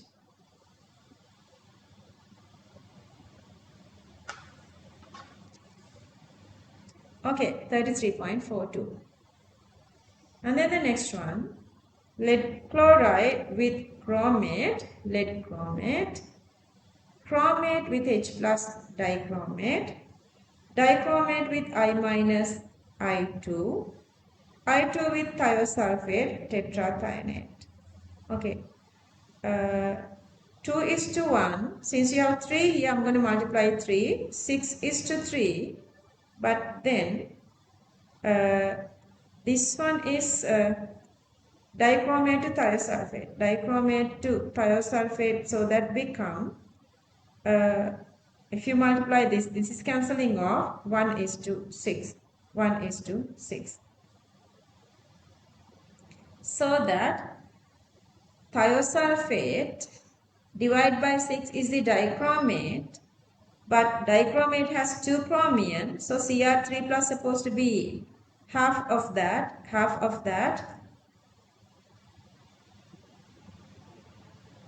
1:2, half of that, so that is the chromate. And then the chromate to lead, 1:1. So this is a number of moles. Multiply with the molar mass, then get the mass. Mass divided by the total number of moles, multiply 100%, 65.36. And then they are asking the color change. I2 starch blue, because the Cr3 plus in the medium, it's supposed to be green. Question number 9. Yeah. I'm just going to read questions and answers. You're going to concentrate well. Following questions are based on the environment and related issues. Identify 3 greenhouse gases that contribute to global warming. State 2 consequences of global warming. Okay, all the greenhouse gases CO2, NOx, N2O, O3, CFC, CH4 and these volatile hydrocarbons. Consequences: melting of polar ice caps,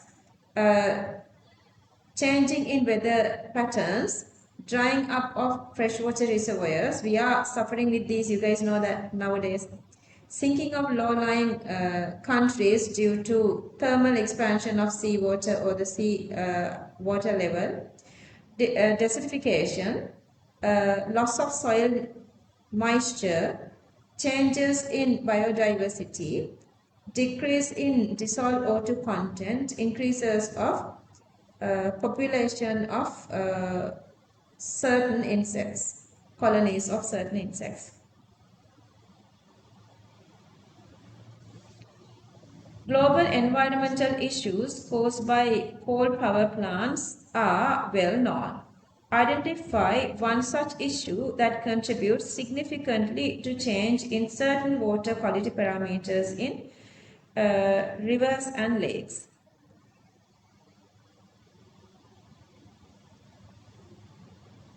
Part 2. Global environmental issues caused by the coal power plant are well known. Identify one issue is asking. So the one issue is the acid rain. Name the chemical species responsible for the environmental issues identified in 2 above and state 3 water quality parameters that are likely to be affected. Okay, SO2, SO3, sulfurous and sulfuric. NOx doesn't come with this, whatever the given condition. pH decreasing, acidity increasing, salinity increases, concentration of heavy metals increases, hardness increases, conductivity increases. Part 4. Identify 2 environmental issues that changes or increasing or decreasing the ozone layer and the ozone level in the atmosphere, and explain briefly how these changes take place with the aid of balanced chemical equation. Continuously they are asking, but they were forgotten this one on 2017 paper. Photochemical smoke, ozone layer depletion. Vehicle emission contains NOx. NOx gives free radicals of oxygen reacting with more oxygen, makes O3. Ozone layer depletion. Ozone decreases, ozone destroys by free radicals. Any of these free radicals are possible. Okay, so whatever this free radical, I'm going to take as common, makes this O2, dissociates to give atomic oxygen, that again reacting with more free radicals to give O2, so that at the end of the day, O3 is directly converting to O2, so O3 is decreasing, like O3 level is decreasing. Part 5.1. Most of the harmful gases in vehicles exhaust are converted to relatively harmless gases by catalytic converters. Briefly explain this. NO converts to nitrogen, CO converts to full combustion, complete combustion CO2. You talk continuously.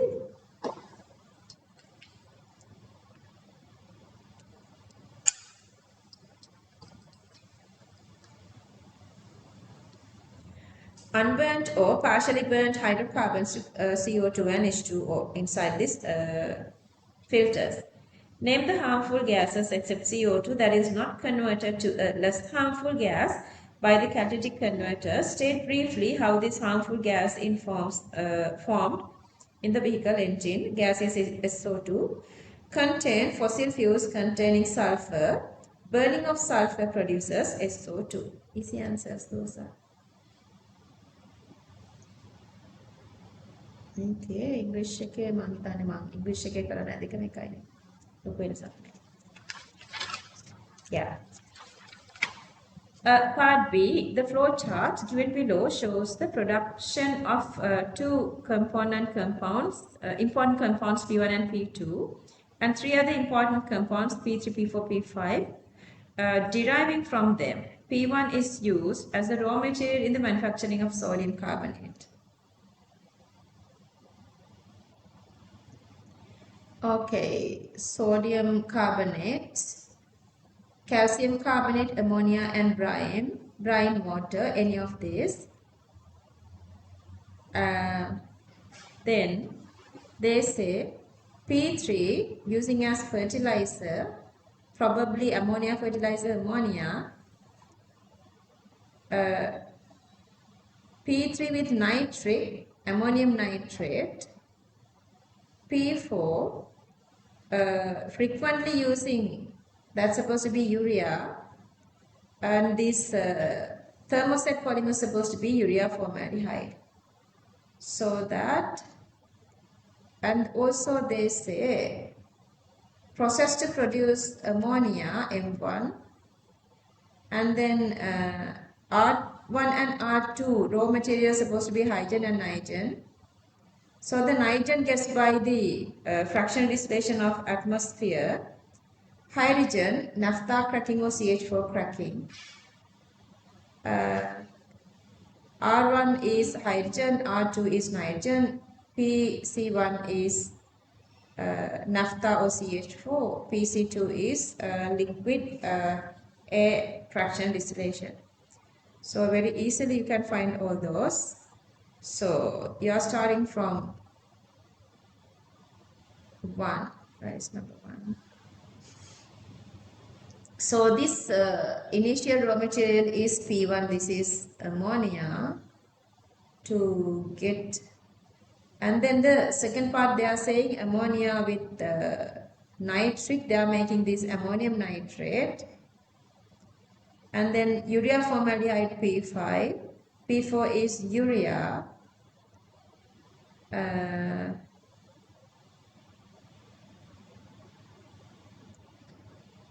R1 is hydrogen, we figured it out, R2 is nitrogen, we figured out, and these MR processes, okay, MR processes, and then production of ammonia, this is supposed to be Haber process, production of ammonia, and as byproducts, once you've done that, remaining nitrogen and hydrogen are removing there. If this is Haber process, these two are nitrogen and hydrogen, we already figured out. Then this is what they say. Then fractional distillation gives O2 and N2. Then the other part supposed to be coming from H2, that is by then the water, and then the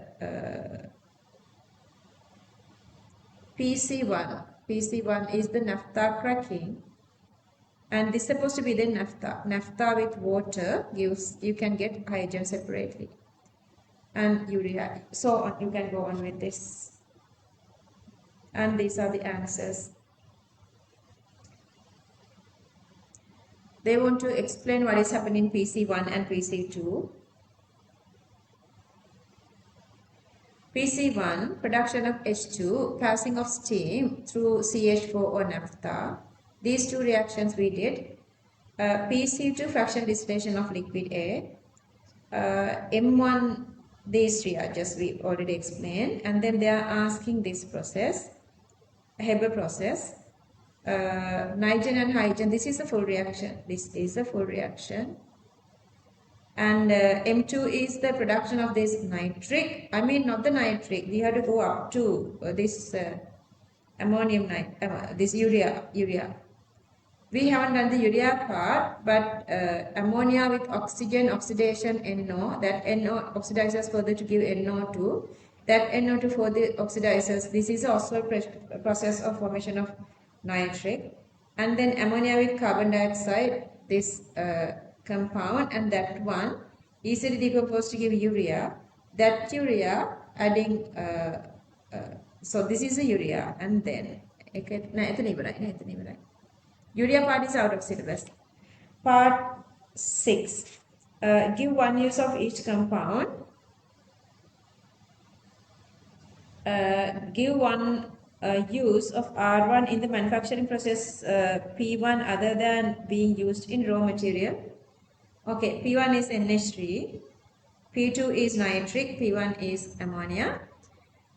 Neutralizing acidic constituents in industries, emissions, effluents, water or such in stack emission control systems to neutralize sulfur oxides from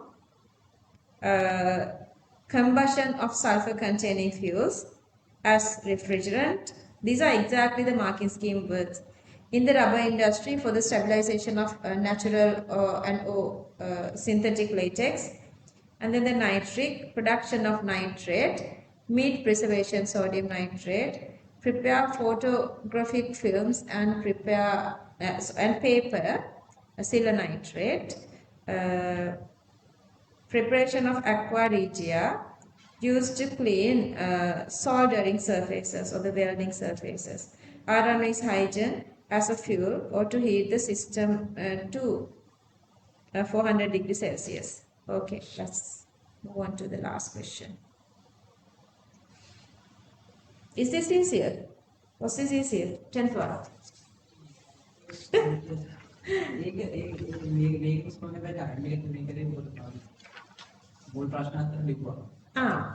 Really? Wow, cool. You are showing these characteristics, but I'm not happy with MCQs. Alright, question number 10. A and B are complex ions, metal ion and ligands containing to it. With the octahedral geometry, they have the same atomic composition, one single atomic composition, octahedral, so they are supposed to be 6 ligands. If you separate manganese, and then 5 carbon, 5 nitrogen goes with 5 cyanides, and the rest of the part is ammonia. In each complex ion, 2 types of ligands are contributing, so both supposed to have ammonia and cyanide. When an aqueous solution containing A is treated with potassium salt, coordinate complex C is formed. With potassium, they are forming another coordinate complex. C gives 4 ions in aqueous solution. Okay, C gives 4 ions when it adding potassium. K3 means plus 3. So, there are supposed to be other 3 ions coming, 1 ion coming from potassium, other 3 ions supposed to come from the complex. So that this is supposed to be minus 3. So, to get minus 3 out, this is minus 5. Then this is supposed to be plus 2. D gives 3 ions. This is T ion. 3 ions mean 2 potassium, so minus 2. So this is minus 2. And then this is minus 5. To get minus 2 out, manganese is supposed to have plus 3. So that very easily you can get answers. Okay, these are answers.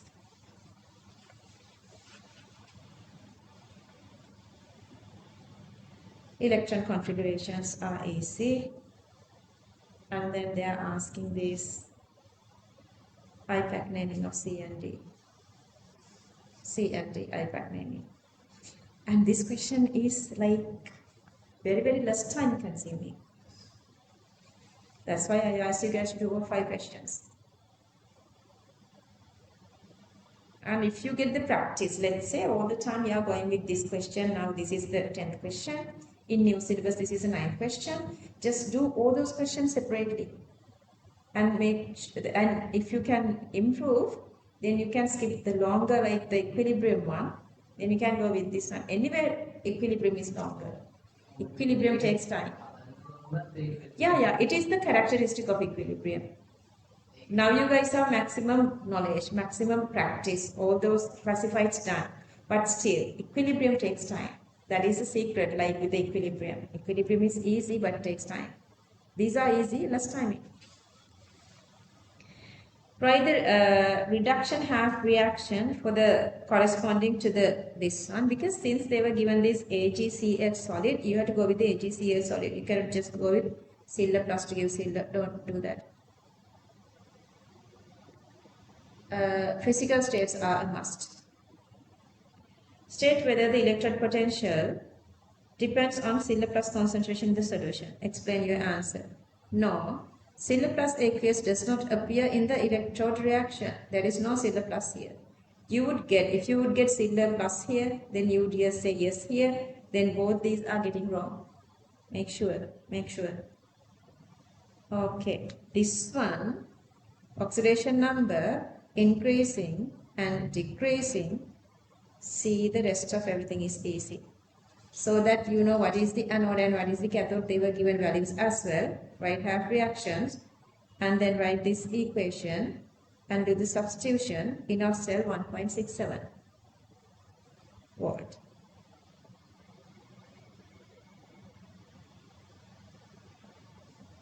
Part 3. Constant current 100 milliamp was passed through 100 cubic centimeter of 0.1. 0.1 you have to consider as concentrated. Remember, above 0.1 is concentrated, less than that it is diluted. Aqueous CuBr2 solution is shown. This is electrochemicals. This is the electrochemical cell part. So that this is the electrolytic part. This is electrolytic part. Forcefully this is doing here. And they were showing this tall side, shorter side. Tall side is the plus side, so that is the cathode reduction, and this shorter one negative anode oxidation. So this is plus mean this is plus. This is minus mean this is minus. So this is the oxidation one anode. This is the reduction one cathode. Br minus and OH minus gets there. But this is a concentrated solution. So Br is evolving here. This is anyway, calcium is active metal. Anyway, the reaction is going inside water. So water is reducing.